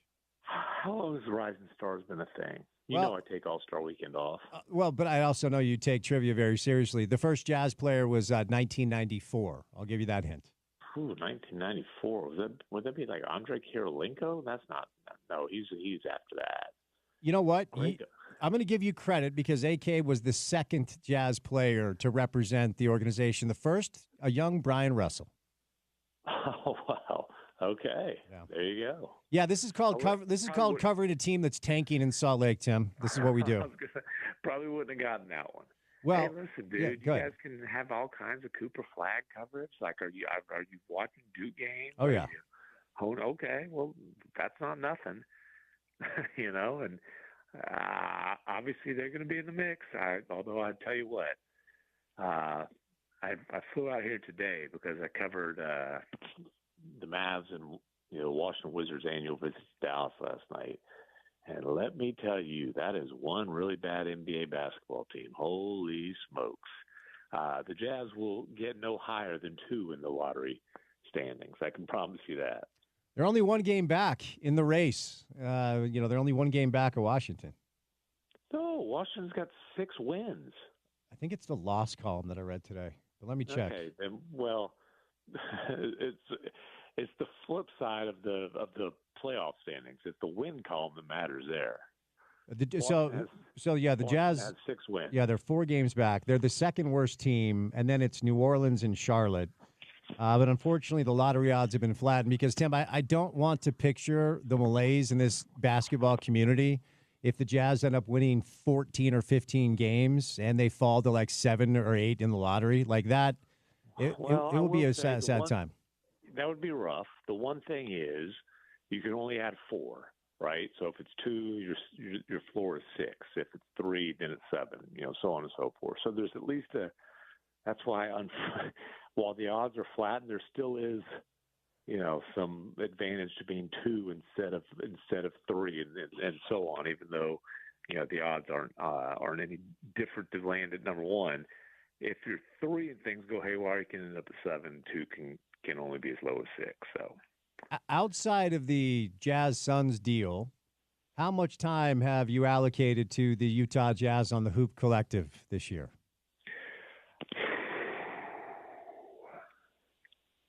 Unfortunately, Taylor Hendricks' injury. Yeah. Other than that, probably just some passing references, to be honest. I'm trying to think if we've had any discussion involving any of their guys in the trade market. I don't think so, because there's been like the Collins Sacramento stuff. I was told that was people were kind of a little bit overblowing that. Not that it certainly will not happen, but just it wasn't close, and that proved to be true because I was told that a few days ago, and that hadn't happened yet. I anticipate, though, that there will be some Jazz stuff, because I do anticipate that they will be involved in some way, shape, or form in the in the trade deadline activity. And look, when you're seeing, like, today, obviously the big news is De'Aaron Fox. Well, when you're seeing something like that, can the Jazz get in there as a third team and find a way to get some value in a deal like that? The Jimmy Butler deal, if something like that happens, all those kind of things. I promise you, that's what Justin Zanuck's spending his days doing. Yeah, and Bobby Marks releasing his latest trade guide for each team, and he has the Jazz in that category as a team to keep their eye on. He references Colin Sexton, Jordan Clarkson, John Collins, and as Bobby does better than anybody, he talks about all the draft capital. The Jazz books are really clean, and so I would imagine they're receiving a lot of phone calls. Is there any chance – you know what? No, I'm not even going to ask you that. We'll move on. All right, I want to get you – it's Boy, you thinking second or having second thoughts about asking a question. That's impressive. Well, it's an exercise in futility. I was going to ask you, is there any chance they actually make an addition that adds to the talent this year, like a Jimmy Butler, De'Aaron Fox? And I'm like, dude, don't ask him that because that's dumb. Yeah, that would be dumb. Right. I would say there's always a chance, but I think that might require some people getting kidnapped in the Jazz front office. Yeah. Well, every week you hop on, I could just ask you who's going to be here when they're good again if you want. I'm trying to stay topical onto the news of the day, Tim. It's rough. Like I said, the De'Aaron Fox thing's interesting, though, because, all signs are pointing that he wants to be in San Antonio. The Kings do not want to take a step back from a competitive standpoint. We can argue the logic in that. I would assume that the Spurs are going to say, hey, you absolutely can't get Stephon Castle. Here's some matching salary. We've got a bunch of picks. And, perhaps there's a way that, you can put, get Utah involved there. Hey, we've got helpful players. John Collins is so helpful that we've only played him twice over the last month because every time he plays, he puts up like a 20-10 type of night. How about some of those picks come here? Collins goes there. There's if these big salaries are moved, I think that there are certainly avenues for the Jazz to explore about getting involved in those type of deals. So since you referenced the Fox thing, it is interesting because all the attention has been on Jimmy Butler, who, of course, I want to get your take on as well. He's been suspended again. But, the Kings have been better since they made the coaching change. I don't know how much of it's there, but they're the 10 seed. They're at 24 and 22. What do you think the main impetus is behind this whole De'Aaron Fox thing that seems to have caught people off guard today? Well, the only thing that really has caught people in the league off guard is that it's happening now instead of this summer. Because the anticipation was he'd wait until the summer for the possibility that he would be All-NBA. He'd be Supermax eligible. And, boy, if they can Supermax me, okay, maybe I do want to stay in SAC for that much more money. But, I guess either Fox just has decided that he wants out that badly or has done kind of the calculating and figured out he doesn't have much of a chance to be an All-NBA guy this season. And, it's happening before the deadline instead of this summer. But nobody thought once Fox turned down that extension and things kind of got wonky, and then, they were really clumsy about firing Mike Brown and made it look like Fox asked, or demanded for that to happen when he is adamant that was not the case. That didn't help smooth things over with Fox for sure, but nobody thought Fox was going to be long for Sacramento in terms of probably after this season. But again, it's happening months earlier than people anticipated. So about a month ago or so, I asked you what you were willing to say about the Cavs as it pertained to their chances of doing something other than having a nice regular season. And I think it's time to ask you the same thing about the Rockets out this way. Over the past 10 games they've won, they have 2 wins over the Grizzlies, they have a win over the Nuggets, they have 2 wins over the Cavs, and they just beat the Celtics. And they're gaining ground. And I think it's probably time to ask the same question. Of course, most everybody who covers the league and watches the league believes that it's okay seeing everybody else. But as we sit here today, Tim, what are you willing to say about the Houston Rockets? I'm willing to say that the Rockets are on a path toward becoming contenders. I still think that it's going to take a little bit more time, even if they end up as a second seed in the West. Like, honestly, I wouldn't take them over the Nuggets in a playoff series right now. If the Mavericks are healthy, it's a big if, but if the Mavericks are healthy, I wouldn't take them over the Mavericks. And, I still think the Rockets are a star away from being a serious contender. That's why the Rockets would have made sense as a De'Aaron Fox team this summer, but they're taking a patient approach, and, they have hope of a star or stars emerging among their young talent. And I don't think there's any question that we're seeing Amin Thompson emerging as a star. He's not necessarily conventional because the guy can't shoot at 6'7", but we're talking about a dude who honestly is a more intense, tougher version of the player everybody thought Ben Simmons was going to become. I mean, a dominant defensive player, a spectacular athlete. The guy, they're 12-3 with him in the starting lineup. He just keeps on putting up bigger numbers and better numbers and having better moments.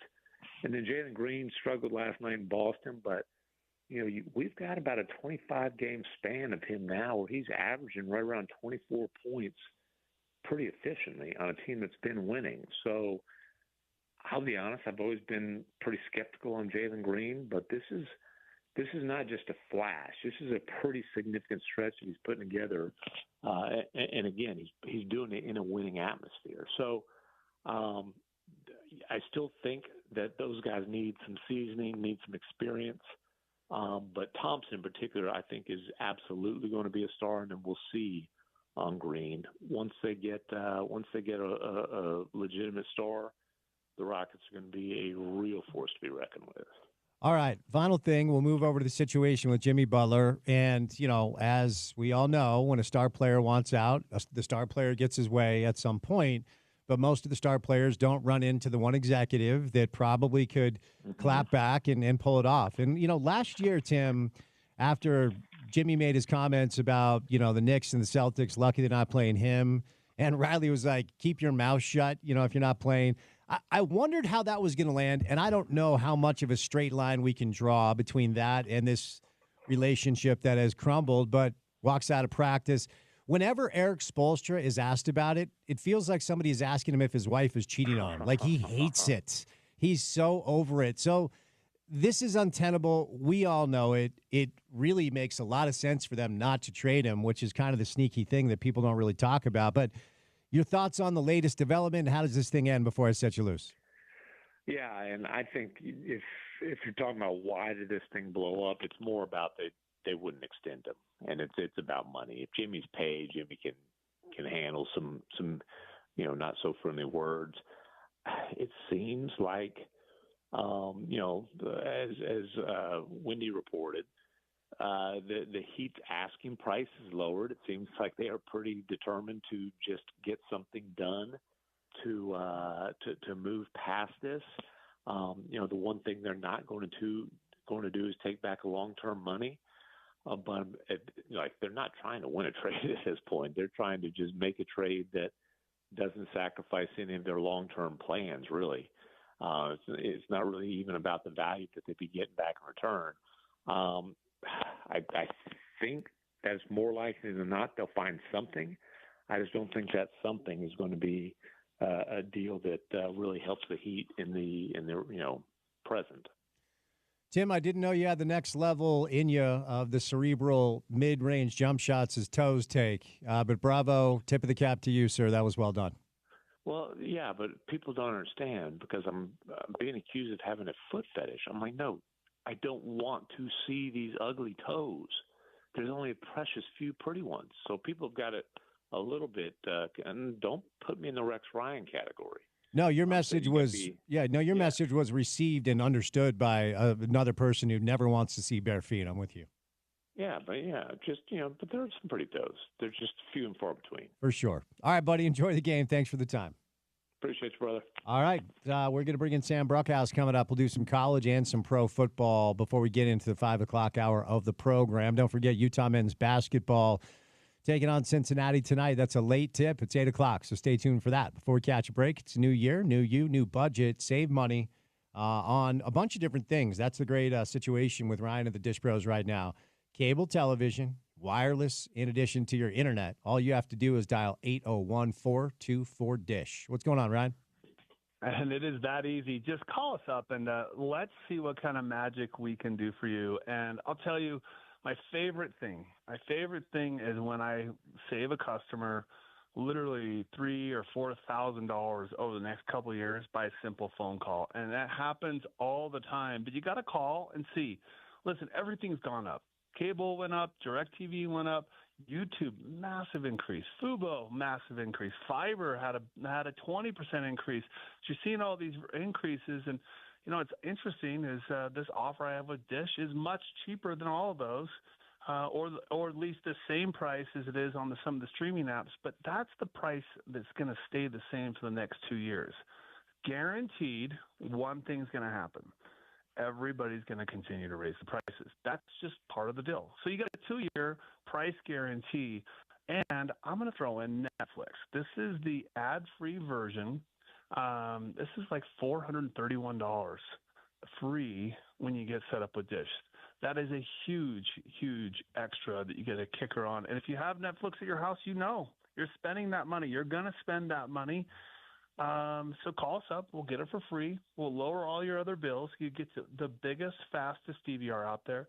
Guys, 2 terabytes, 16 tuners. It auto hops commercials. Every receiver has a remote locator. Netflix, YouTube, Amazon Video Prime are built in automatically, but you can add any other app you want, and it works on all your TVs. Makes the whole process with watching TV in this day and age simple and easy. Call us up today. Take advantage of that. You'll get the best price guarantee with us. In fact, I've got an extra tool. This sends out about 60,000 of these special gift card offers to individuals. Now, in the past, if you didn't go through your mail and find the card and bring it in or call us, you weren't able to get it. But I actually have a tool now where I can look up and see if you got one. If you got one, I'll attach a big fat gift card to that offer on top of that. So listen, you got to call up today. Save money. Stop continuing to overpay. You know you're overpaying. Take the upgrade. Get the bigger, faster DVR. Lower your bill. Ask about our great internet solutions too. I've got fiber at $35 or $45 a month. Call us 424-DISH, 801-424-DISH.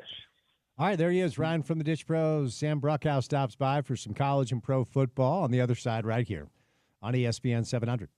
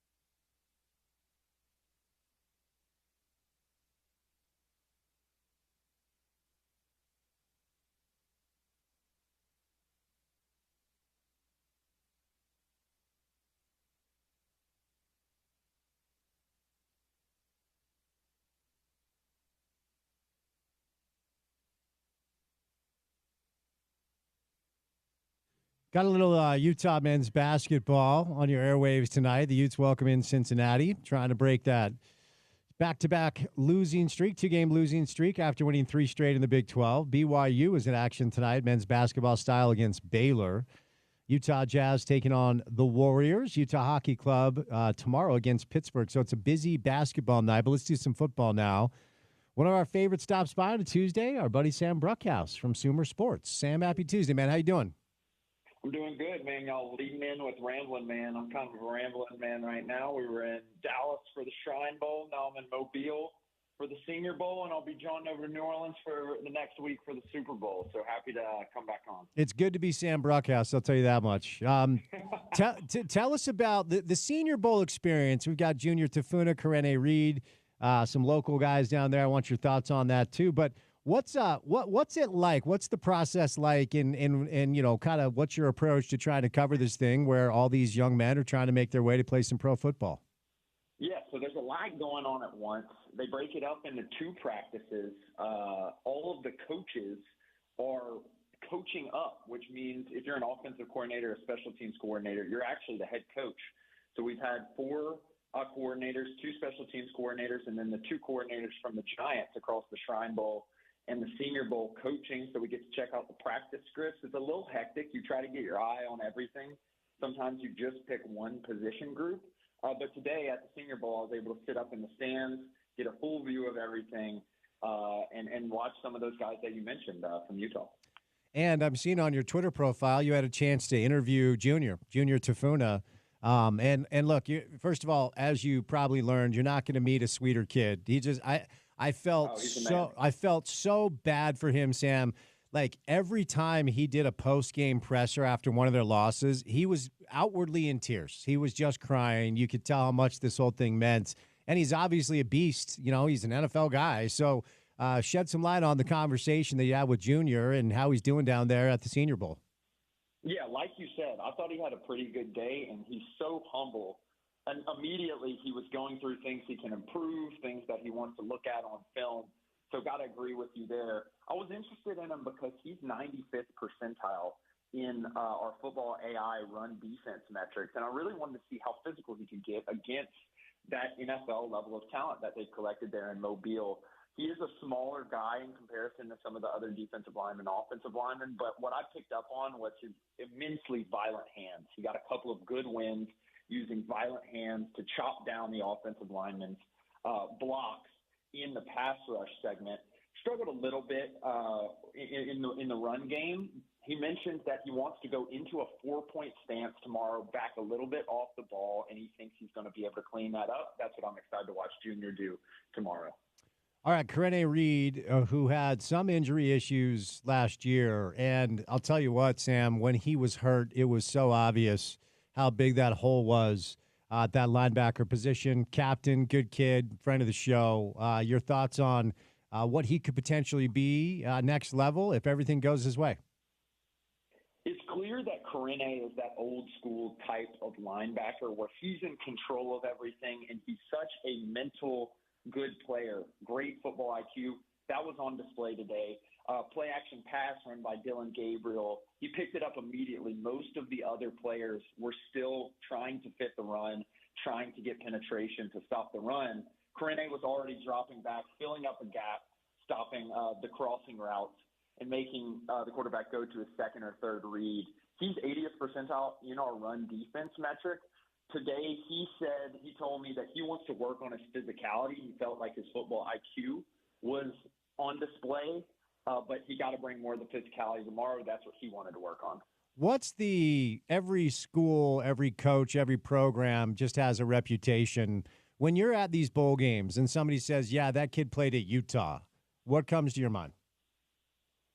Like you said, a gritty, hard player. I think that both Junior and Karene showed a capability to quickly jump into a defense and be immensely physical and technically physical. So what I'm talking about is great feet, great hands, and be able to scrap with the best of them, particularly in those team defense segments or on the flip side of the ball. with the offensive linemen running through those plays. Because what I've learned is there's a lot of issues with operation. The snaps aren't always there. The routes aren't always run correctly, and there's a lot of blown coverages and blown fits. That's not really something that I'd expect from a Utah player. The only other local player is Jalen Royals, who played college ball at Utah State, had a really good, 4-year career, 834 last year, big play guy, 6 touchdowns, 55 catches. Any takeaways after watching him play as far as what kind of pro he could be? So our deep analytics guys had flagged to me that I had to get my eyes on Jalen Royals. He's 95th percentile or greater in every single one of our college football AI metrics, which tracks route running, production, yards after catch. In fact, he's second out of the 149 players we tracked in yards after catch and the ability to create after the catch. Today it was limited, though, and the reason why some of those big-name quarterbacks on the Senior Bowl roster, Jalen Milroe, Jackson Dart, Riley Leonard, guys that are from big schools that we expected this to be an event for them to jump up, they just didn't have a great day. A lot of balls on the ground, a lot of balls flying out of bounds, and a lot of balls out of reach of wide receivers. Unfortunately, Royals was one of those guys that we just weren't able to get a read on after the catch. I thought his routes looked tight, but it was a tough day from the quarterbacks. And to be honest, I think Kyle McCord, who was out there at the Shrine Bowl thus far, again, another day that we're going to be watching the Senior Bowl, but I think Kyle McCord is actually the best quarterback I've seen out of this class of group that is at the Shrine Bowl and the Senior Bowl. Do you think that puts him anywhere near Cam Ward or Shedeur Sanders, or does it feel like that's those are the two that are going to be off the board first? Shedeur Sanders was at the Shrine Bowl, and it's kind of my understanding, just given the general vibes, that Shedeur Sanders and Cam Ward are certainly going to be up there at the top and likely be drafted there. Of course, things will change as the process continues on, but it seems like there's a clear two-tiered system, which is Shedeur and Cam Ward at the very top of the draft, and everyone else maybe even bleeding into day 2 of the draft. I guess I technically lied. We do have another local tie. You referenced Jackson Dart. He played his high school ball out this way. And obviously, he's gone on to be a great college quarterback. I always wondered what that would have looked like under center for Utah or BYU or whoever. Tell me your impressions after watching him play. What sort of pro do you think he makes, and does he get drafted? If so, where?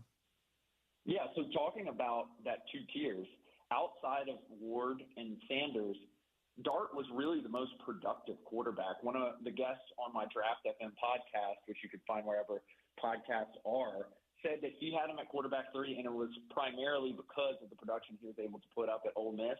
It just was not clicking today for whatever reason. There were balls in the dirt.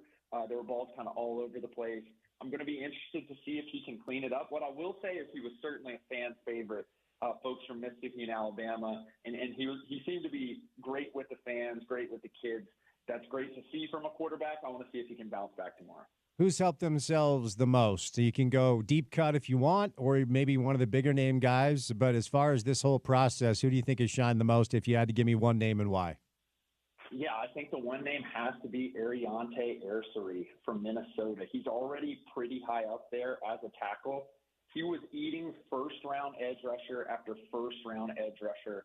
He performs excellently on analytics, and he just has NFL size that he converts to technique. When you see those two marry up, that's a recipe for success at the NFL level. What about on the other side, maybe a player that you were looking forward to seeing, covering, that just up to this point has not been able to live up to the billing? I think there was a lot of great edge rushers out there. As I mentioned, Mike Green was one out of Marshall who's been rated really highly despite going to Marshall, a G5 school. I didn't really see it all come together for him. Really, the edge that stood out to me was a big school guy in Josiah Stewart, who was ranked a little bit under some of those Michigan D linemen, excellent in our AI metrics, performed excellently today. I want to see a little bit more out of Green from Marshall tomorrow. So let's move off the Senior Bowl here, and I do want to end with a little Super Bowl. But before we get there, we've been discussing this on the show. I mean, look, Sam, it's January, and nobody knows what the landscape of college football is going to look like next year, let alone the Big 12, where I don't even remember anybody saying Arizona State was going to be good. let alone win the thing. But Bill Conley, his S&P Plus, ESPN, his work, he has released his way too early 12-team CFP projection, which is only for content and for people to click on and debate. He has Utah winning the Big 12 and going to the CFP. And I'm sure that is met with a lot of eye rolling around here because last year at this time, most people had Utah coming out of the Big 12, going to the CFP. But at least in January, it's something for this fan base to smile about. What does that say to you? Is that a bet on the head coach? Because ultimately there's so many question marks that everybody has about the talent base in the roster. But some of the reasons that you believe, whether it's Bill Conley or anybody else at this point, would believe Utah once again should be the favorite out of that conference. You nailed it, Spence. I think it is consistency. And I think that's the only thing you can bet on nowadays in the NCAA. I think the schools like Notre Dame, Ohio State, Utah is another great example that seem to have a plan for the transfer portal and for high school recruiting will be the ones that will win. And even Colorado, for example, who I think actually will be good despite losing Shader Sanders and Travis Hunter, they clearly have a plan that they follow, which is a lot more heavily towards the transfer portal than a team like Utah would be. But I think if you're trying to find a team to support early on this far away, you got to ensure that that the head coach has a plan for his roster, has implemented it in the 2025 season, and I think that's going to be a recipe for success.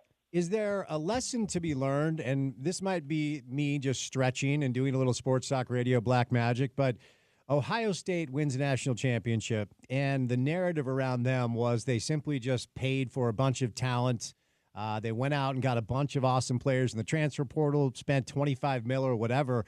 But then you kind of, Sam, as you know, you look at the roster, a lot of the money went to returning players, and right. They returned a lot of the guys in the trenches, and they went out and got a quarterback and some skill position players. And in a way, Sam, that is what Utah football has done. Now, I'm not putting Utah football's talent on par with Ohio State's, but are there lessons to be learned from the Ohio State formula where Utah returns their entire O-line? They returned the bulk of a really good defense. They've lost some players like everybody else, and they've added in the transfer portal the skill position guys kind of in the same way Ohio State did. Do you kind of follow what I'm laying down there? I'm following it. My old head coach at Tulane, who's now at Houston, he's one of the winningest head coaches in NCAA history, has been coaching since the 70s, Willie Fritz, said recruit, retain, develop. Now, the old way you used to do that was you recruited extremely heavily. Retaining was pretty easy. You put everything into developing. I think now retaining might actually be the biggest. You recruit the best guys you can get. You retain the best guys, and then you develop also transfers in. And I think that is absolutely what you have to do now. And I think the formula, particularly at those trench positions, offensive line and defensive line, if you can retain your guys that you think are great, and Utah has a couple guys that seem to be crawling up big boards and maybe highly developed players, add in, a player at the wide receiver position or a player at the safety position, I think you're set for success. So we had Jason Beck on the show 2 weeks ago. It was my first opportunity to interview him one-on-one. He's done some big mass media gatherings, but it was nice to be able to get to know him a little bit. And Sam, as you know, because the past couple of years, week in and week out, this is a fan base that simply has not known who their starting quarterback was going to be, even though we all assumed that Devin Dampier, who's followed him up here from New Mexico, was going to get the job. I simply just asked him straight up, and he more or less said, yes, that's the plan, Devin Dampier under center. Give me your thoughts for Ute fans that may not be as familiar as somebody who studies it the way you do on what they should expect from their new play caller and their new quarterback. Hey, look, Devin Dampier was one of our top players in the transfer portal, and this was one as analytics guys over at Sumer Sports that we fought for hard. Sure, he's a little bit undersized, but we have a very broad subsection of quarterback metrics that over the past weeks I've become incredibly more confident in as they predicted guys at the NFL level, like Bryce Young to come into themselves at the end of the year and some other guys to start playing well. And Devin Dampier knocked those out of the park. I really like him. Maybe I'm just, biased towards our staff and the stuff we like doing at Sumer Sports, but I think you may have solved the problem there with that guy. Well, a lot of excitement, and of course, only time will tell. In the name of equal time, let's move down about 40 miles down south to Brigham Young, where Mark Schleybaugh has them in his way too early top 25. Bill Conley left them out of his hypothetical 12-team CFP. They return a grip of players, including their quarterback, Jake Retzlaff, who had a year last year that I did not know he had in him. I will admit that after watching him 2 years ago struggle in his 4 starts. But they had a lot to say down the stretch at who was going to win the Big 12. They didn't get it done. They have a great performance against Colorado in the Alamo Bowl. What are you expecting year 3 in the Big 12 from Kalani Sitake and the BYU Cougars? Yeah, again, recruit, retain, develop. They've retained the quarterback position, and BYU really made their name on physical football last year. It's always going to be tough to play them, particularly the Texas schools. For better or worse, like to play a little bit more finesse ball, a little air raid. I think they're going to have trouble with BYU in Big 12 play. I think both of the Utah teams are slated for success, particularly given the opponents in that conference. All right, we'll do a couple of minutes of pro football here. I'll say NFL football, as college football is kind of pro football now, but we'll move over to the NFL. And before we get to the Super Bowl matchup, I'm just wondering what your takeaway is. Year 1, Jaden Daniels, Washington Commanders. That, it would have been stunning for him to lead them to the Super Bowl as a rookie. Stuff like that doesn't happen often. But Washington is a long-suffering fan base, and they should be really, really excited about what they just saw and what could be next. What are your thoughts, Sam? I was the president of the JD QB1 Association. Nice. I thought he was one of the best quarterbacks in college last year, very early on, as early as the Florida State game that they lost, that LSU ended up losing. I thought that he was a different type of player than what we had seen at Arizona State, even his first year at LSU, and I thought it was going to translate to the pros because he did important stuff. He escaped on 3rd and 4th down and made plays, and he was accurate on the perimeter. That's what we saw him do this year.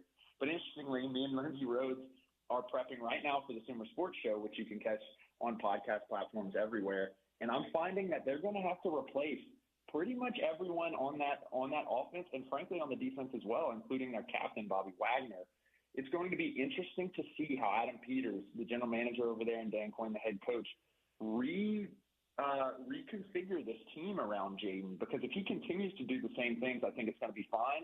But I'm almost starting to convince myself at this point that we may see a slight regression as we saw with C.J. Stroud, just because of the pieces around him. And we saw in the playoffs, C.J. Stroud looked like the C.J. Stroud from his rookie year. I just think it's hard to put that together 2 years in a row. I expect a little regression, man. Maybe I'm being a little conservative here, but I expect that we'll see the same great things for him, which is converting 3rd and 4th down with his legs and with his arm, and also hitting big perimeter throws to guys like Terry McLaurin. I don't know nothing about nothing, but all year I've been a little bit confused as to why so many people are down on Philly. And, I get I get the whole, wait a second, Jalen has amazing weapons. He should throw for 350 but they want to run the football because they're awesome at it. And Howie Roseman may have constructed the most talented roster in all of the NFL. And, the fun story was Jaden Daniels, Washington rookie quarterback, but Philly was having none of it. They curb stomped him. What did you make of the way Philly handled business, and what are your thoughts on the Eagles? I think they're just a talented team, and we can talk about the great secondary that they put together through the draft with guys like Cooper DeJean and Quinyon Mitchell. We can talk about A.J. Brown being one of the best wide receivers, Saquon Barkley being one of the best running backs. But what I've found anytime you talk about the Eagles is the base layer. What it comes down to is the trenches, and not even the entirety of the trenches, which includes several Pro Bowlers. It's really the 2 tentpole tackles, Jordan Mailata, Lane Johnson. They're 2 of the greatest of all time. And if anything, if you want to highlight one thing that really separates this team from the rest of the league, it is those 2 tackles. People can go down, wide receivers can get hurt, running backs can get hurt, Jalen Hurts can regress.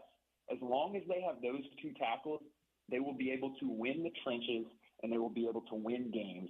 And that's going to be majorly something to watch in the Super Bowl.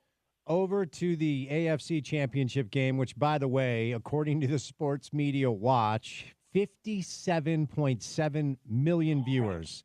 That is bizarre. That's the biggest number we've seen since 1988.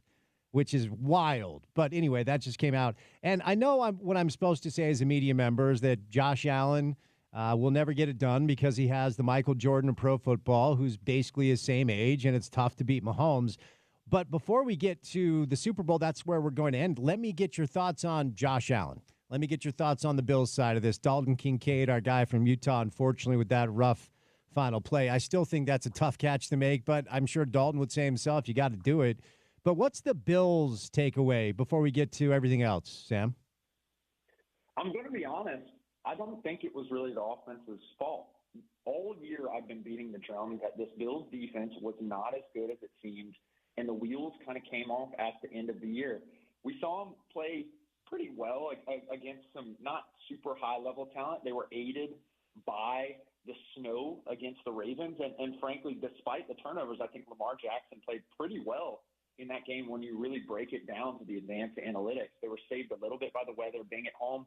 They travel to Kansas City. They faced Patrick Mahomes, and sure enough, that defense started to crumble in clutch moments. You see Matt Milano, who has battled back through injuries, isn't quite the guy he used to be. He's matched up with Travis Kelce. They go to Travis Kelce. They convert. Key moment. Inside of the red zone, Patrick Mahomes, read option, something they don't always do, but they tend to do in crunch time, touchdown on the read option from Patrick Mahomes. I think the defense of the Bills is really what needs to be rebuilt. I think it's what failed them this year, and I think a lot of it ends up coming back on Josh Allen, but Josh Allen did pretty much everything that you would want him to do in that game. All right, what's the latest take from Sam Bruckhouse on just the greatness that is in front of us with 15 under center and Andy Reid, former BYU guy on the sideline? You know, it seems like all week long I've heard a lot of people do the comparisons to Tiger on Sunday, to Messi, whatever it is. The Jordan thing feels right to me, only because we're in Salt Lake and the Utah Jazz in the late 90s had two really good teams with John Stockton and Karl Malone, and they just ran into 23 for Chicago. So I kind of like that comp. It fits to me, and he's obviously changed the way Mahomes has. He's changed the way he plays the position, mostly probably out of necessity. And you can't argue with greatness. They're back in the Super Bowl. What's the latest Sam Bruckhouse take? Spence, I come from a lineage of professional wrestling fans. There we go. And who Patrick Mahomes has started to remind me of is the nature boy Ric Flair. Okay. And here's why. Because people will grumble about how he always wins and say he whines and he fakes and he flops. But he's going to win, and he's going to win in a way that is, down the road, great football, great passes, timely runs, the ability to get to convert on third downs, and the ability to get the ball to the guys that it needs to get to, such as Travis Kelce. He's like Ric Flair, man. He may flop, but it's because he has an end goal. The end goal is the biggest one of them all, the Super Bowl. And we'll end with your thoughts on what we could see. Super Bowl 59, the Kansas City Chiefs opened up as a 1.5-point favorite, and crazy enough, it has stayed there. I thought it would move, and maybe it will. We have almost 2 weeks. Over under 49.5. Do you think the Eagles have a chance to upend this, or are we going to see a three-peat? I think that this is a weird take to have, Spence, but I think that the Eagles have the better roster, but the Chiefs have the more important roster. They have Mahomes. They have Kelce. They have McDuffie. They have Chris Jones. I've seen it too many times from three of those four to bet against them. I like the Chiefs. Fair enough. Sam, thanks for the time, man. Safe travels. Great work, and we will catch up soon. Thanks, buddy. Thank you very much. All right, Sam Bruckhouse, Sumer Sports, on Twitter at Bruckhouse Sports. He currently is at the Senior Bowl. If you missed the first part of our conversation, you had a chance to interview Junior Tafuna today, who's at the Senior Bowl along with Karene Reed. So some good stuff, and I'm sure Sam's going to break it all down. So check out his podcast on Sumer Sports. All right, 3 hours down, 1 hour to go. 5 o'clock hour of the program will come your way next. But new year, new you, save some money. Here's the deal. If you think you're spending too much on your wireless, your internet, or your cable, you are. Okay, I've been there before. You can save money on all three of those things, but your job is just to call 801-424-DISH. What's going on, Ryan? Thanks so much. We actually, the last call, we had a customer call in, and he asked about the DISH gift cards. So if you didn't hear my previous call, So Dish actually sends out like 60,000 of these mailers, and they go to very specific people. I have good credit and so forth, which most people listening to Sports Talk Radio have. But you get these offers, and they have a pretty fat gift card in them. So I was saying that in the past, if you lost it or never opened your junk mail, you were out of luck. Well, we actually got a tool where we can actually search that. So I had a customer call in, and we were able to look up, and yes, they had a pretty substantial gift card plus the 2-year offer. Guys, we can dial you up with the best offer out there. This is the neatest thing that we have ever had. Call us up and take advantage of these deals, and let us hook you up. Plus, we've got Netflix free for 24 months, for 2 years. Guys, that's worth, now with the price increase that Netflix just did, that's, $431 in value for that. But if you haven't noticed, your YouTube bill went up substantially. It's cost as much as Dish. Fubo, same place. Forget cable and DirecTV. You guys are paying substantially more. Call us. Let's save you a ton of money, get you a price guarantee, throw in Netflix free, and maybe there's a gift card out there waiting for you. Call us. Free money. 424-DISH. 801-424-DISH. 1 hour down, 3 hours down, 1 hour to go. 5 o'clock hour of the program on a Tuesday starts next right here on ESPN 700, 92.1 FM. Proud to be part of Utah's ESPN radio network.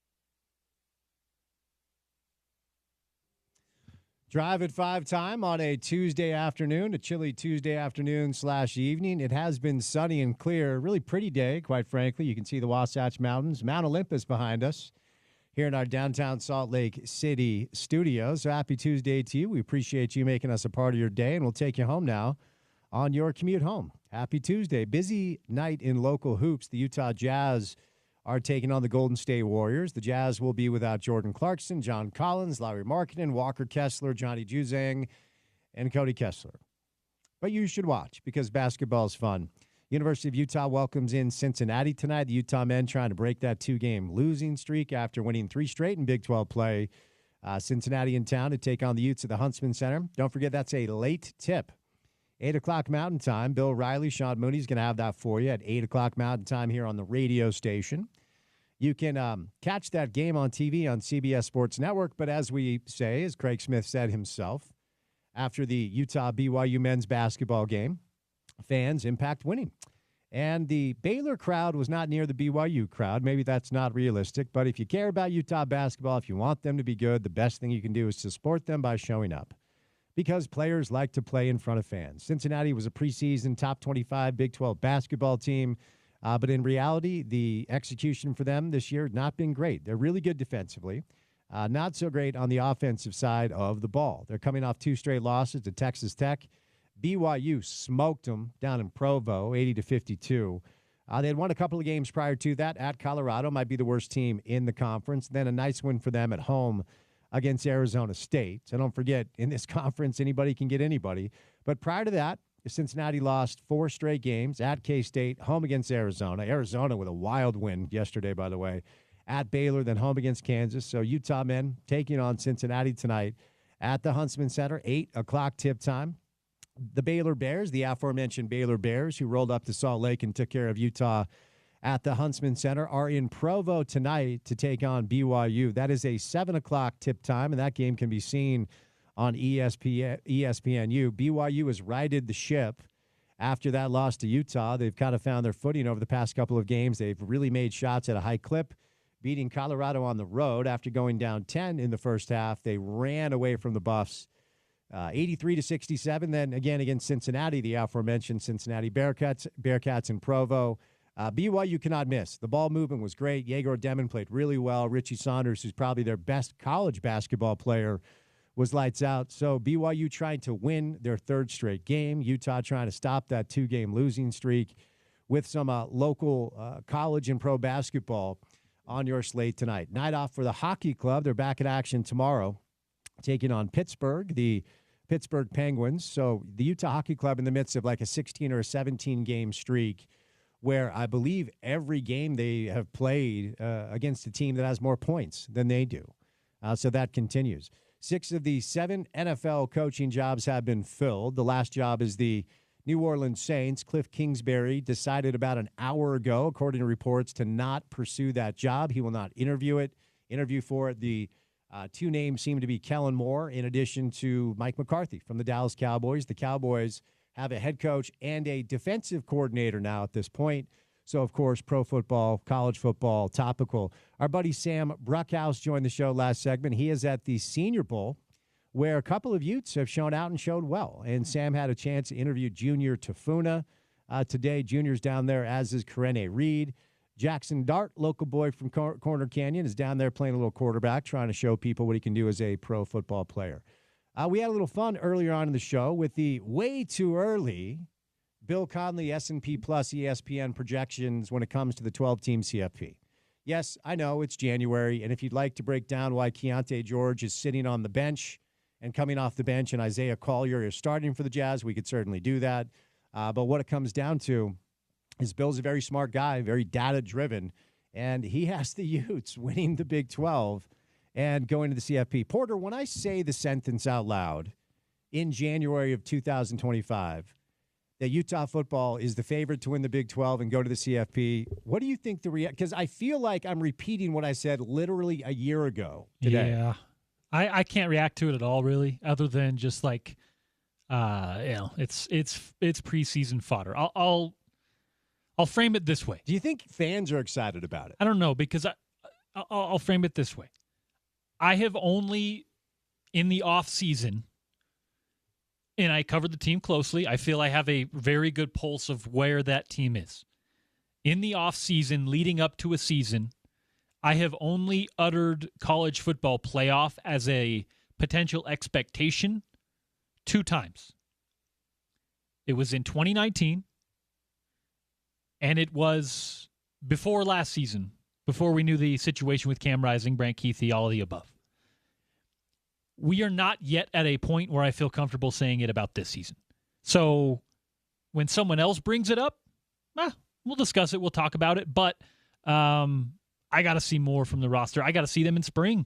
I got to see something on the field. I got to see Devin Dampier run through Jason Beck's plays with the players that are on this roster. And then I can start, maybe getting excited about it. Fans, I'm sure some fans get excited about it no matter when you say that. But I'm sure a lot of other fans, especially in Utah, after the way the last 2 years have gone, they get a little nervous when you mention it because they don't want to go through what they've gone through 4, 5, 6 times over the last half decade. Porter Larson, thief of joy on the program, because obviously nobody is ready to make a proclamation in January. If you dig into the S&P Plus that Bill uses, he goes over his criteria as to why he's doing that. But yeah, I mean, nobody has any clue as to whether or not this is an accurate projection because nobody even said Arizona State was going to be good last year. Now, what I will say that I find somewhat interesting is I actually don't know if, like, Utah football fans fire up their ESPN app today, they go to the college football section, and they see that Bill Conley has his 12-team projection and Utah is the Big 12 rep. I think as a result of all of the conversation leading up to last season, because expectation is what ultimately leads us to misery as sports fans. If you temper your expectations, you're not going to be as let down if a team doesn't do what you thought they were going to do. But everybody across the landscape of the state, everybody across the landscape of national college football media and people that cover the sport told all of you, Utah football fans, that your team is the favorite, kind of by a wide margin, according to some, to win the Big 12 in year one and go to the CFP. And, of course, the other team, there were 3 teams, really, that garnered the most attention. The most popular Vegas pick for the Big 12 championship last year was Oklahoma State and Utah. And we know that how that worked out for both teams. The other team in that top 3 was K-State. Ironically enough, K-State and Utah have the shortest odds to win the national championship coming up this year in college football. It is plus 25,000. Save your money. So ultimately, yeah, I can't imagine very many fans looking at that as anything other than preseason content and fodder. It is an interesting exercise, though, if you're a college football fan, because Bill's a really smart guy and his data is sound as far as the way he approaches it. But, yes, you do have to play the games. So we'll see. Little fun Utah football conversation randomly on a Tuesday, though, here in January. The NBA trade deadline is right around the corner. Had Tim McMahon on the program earlier today, and he outlined the potential scenarios in play for the Utah Jazz. And there are several of them. Bobby Marks wrote his trade guide for all 30 teams yesterday and dropped that. Did a good job of outlining all the draft assets the Jazz still have at their disposal, despite trading 3 picks for 1 in the Phoenix deal. They have $27.1 million in cap space. The reason that's applicable is with clean books, you can absorb a contract if a team is looking to shed some salary if they want to make a deal. So in a potential De'Aaron Fox trade, which came down today, the Sacramento Kings reportedly are open to trading De'Aaron Fox.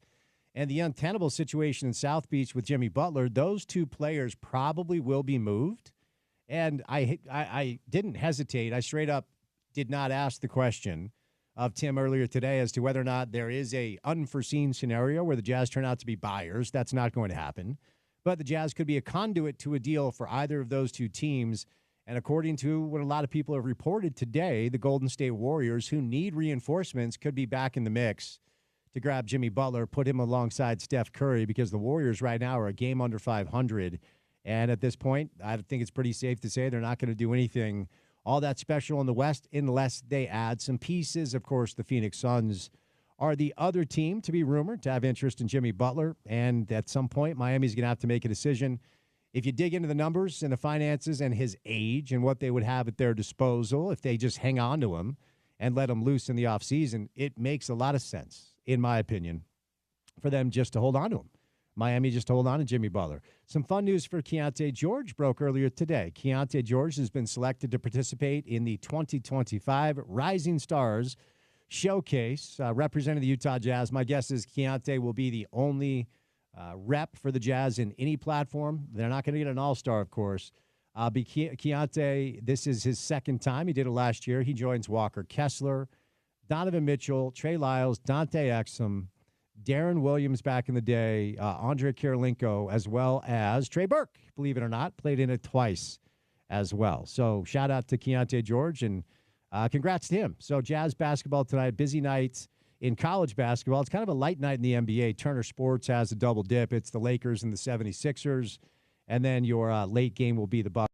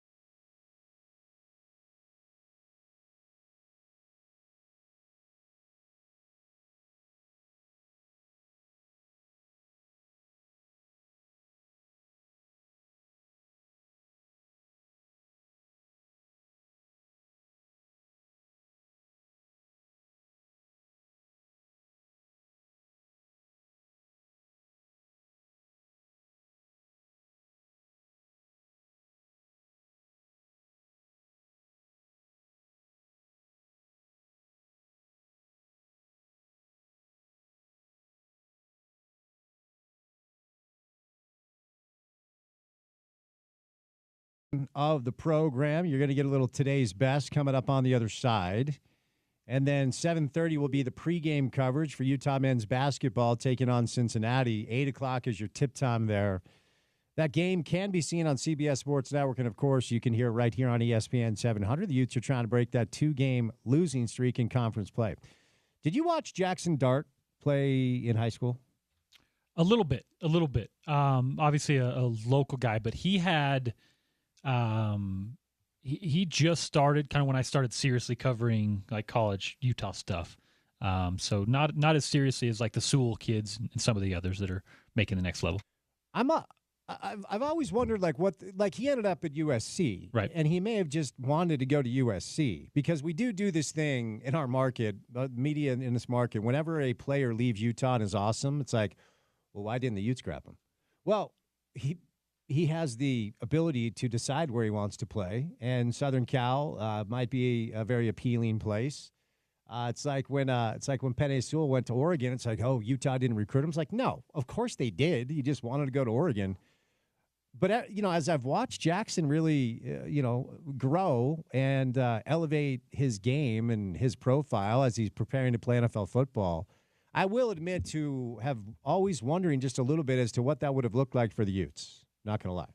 Yeah, and I might have to go back on the timing to see exactly when the recruit process happened.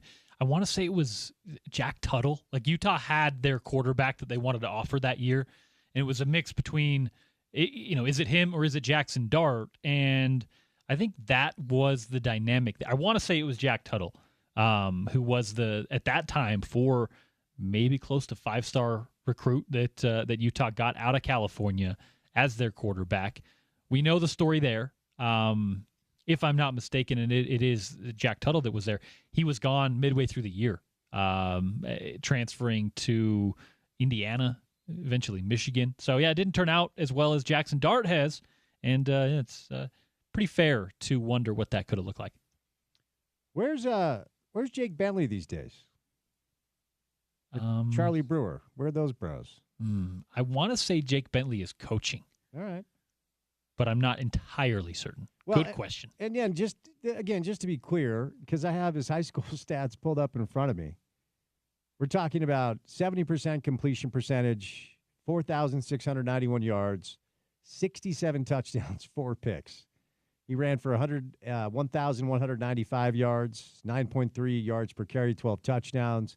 Corner Canyon undefeated in 2020, and they won the state title in 6A. He probably just wanted to go to USC. I mean, again, it's hard to believe the Utah or BYU, they weren't in the mix. Jackson may have just wanted to go to Southern Cal. Well, and regardless of if he gets the offers from the local schools, you mentioned the Southern Cal tie. You also have to remember when he went to USC, this was right after Lincoln Riley was running through Heisman candidate after Heisman candidate, and was about to take that job in SoCal. So there's a lot of context that goes into situations like that. But yeah, when you have a player in state that good, that we all know is that good, and he goes elsewhere for school, if you're Kalani, if you're Kyle, if you're the fan of these local teams, you have to wonder what it could have looked like.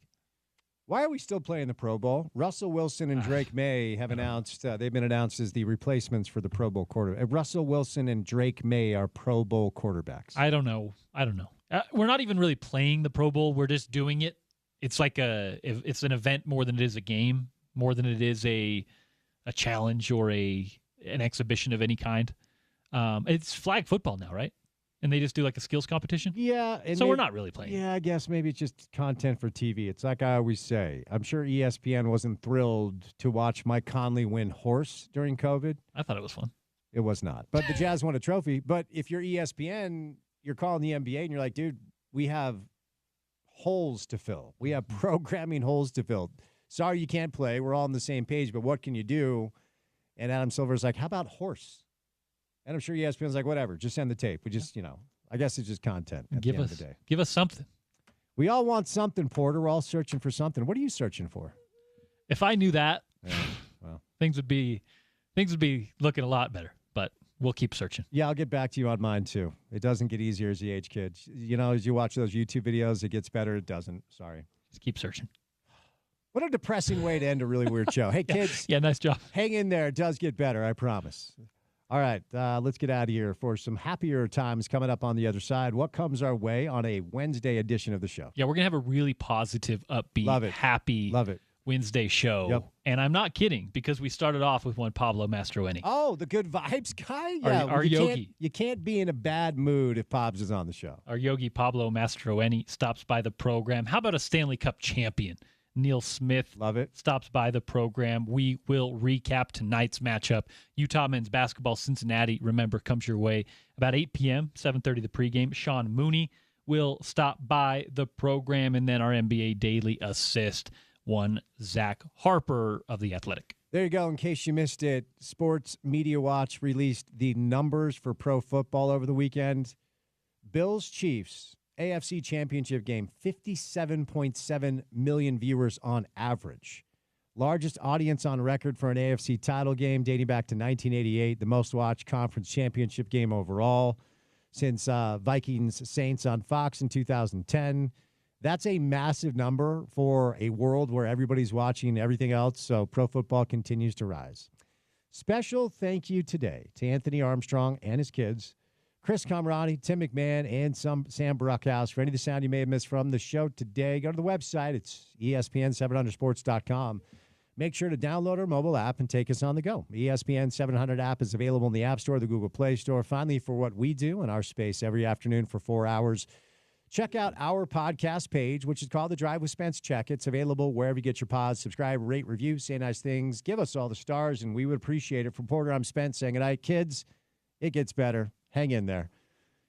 We'll talk shot on a Wednesday drive. As always, you can catch it right here on ESPN 700. 92.1 FM. Proud to be part of Utah's ESPN Radio Network.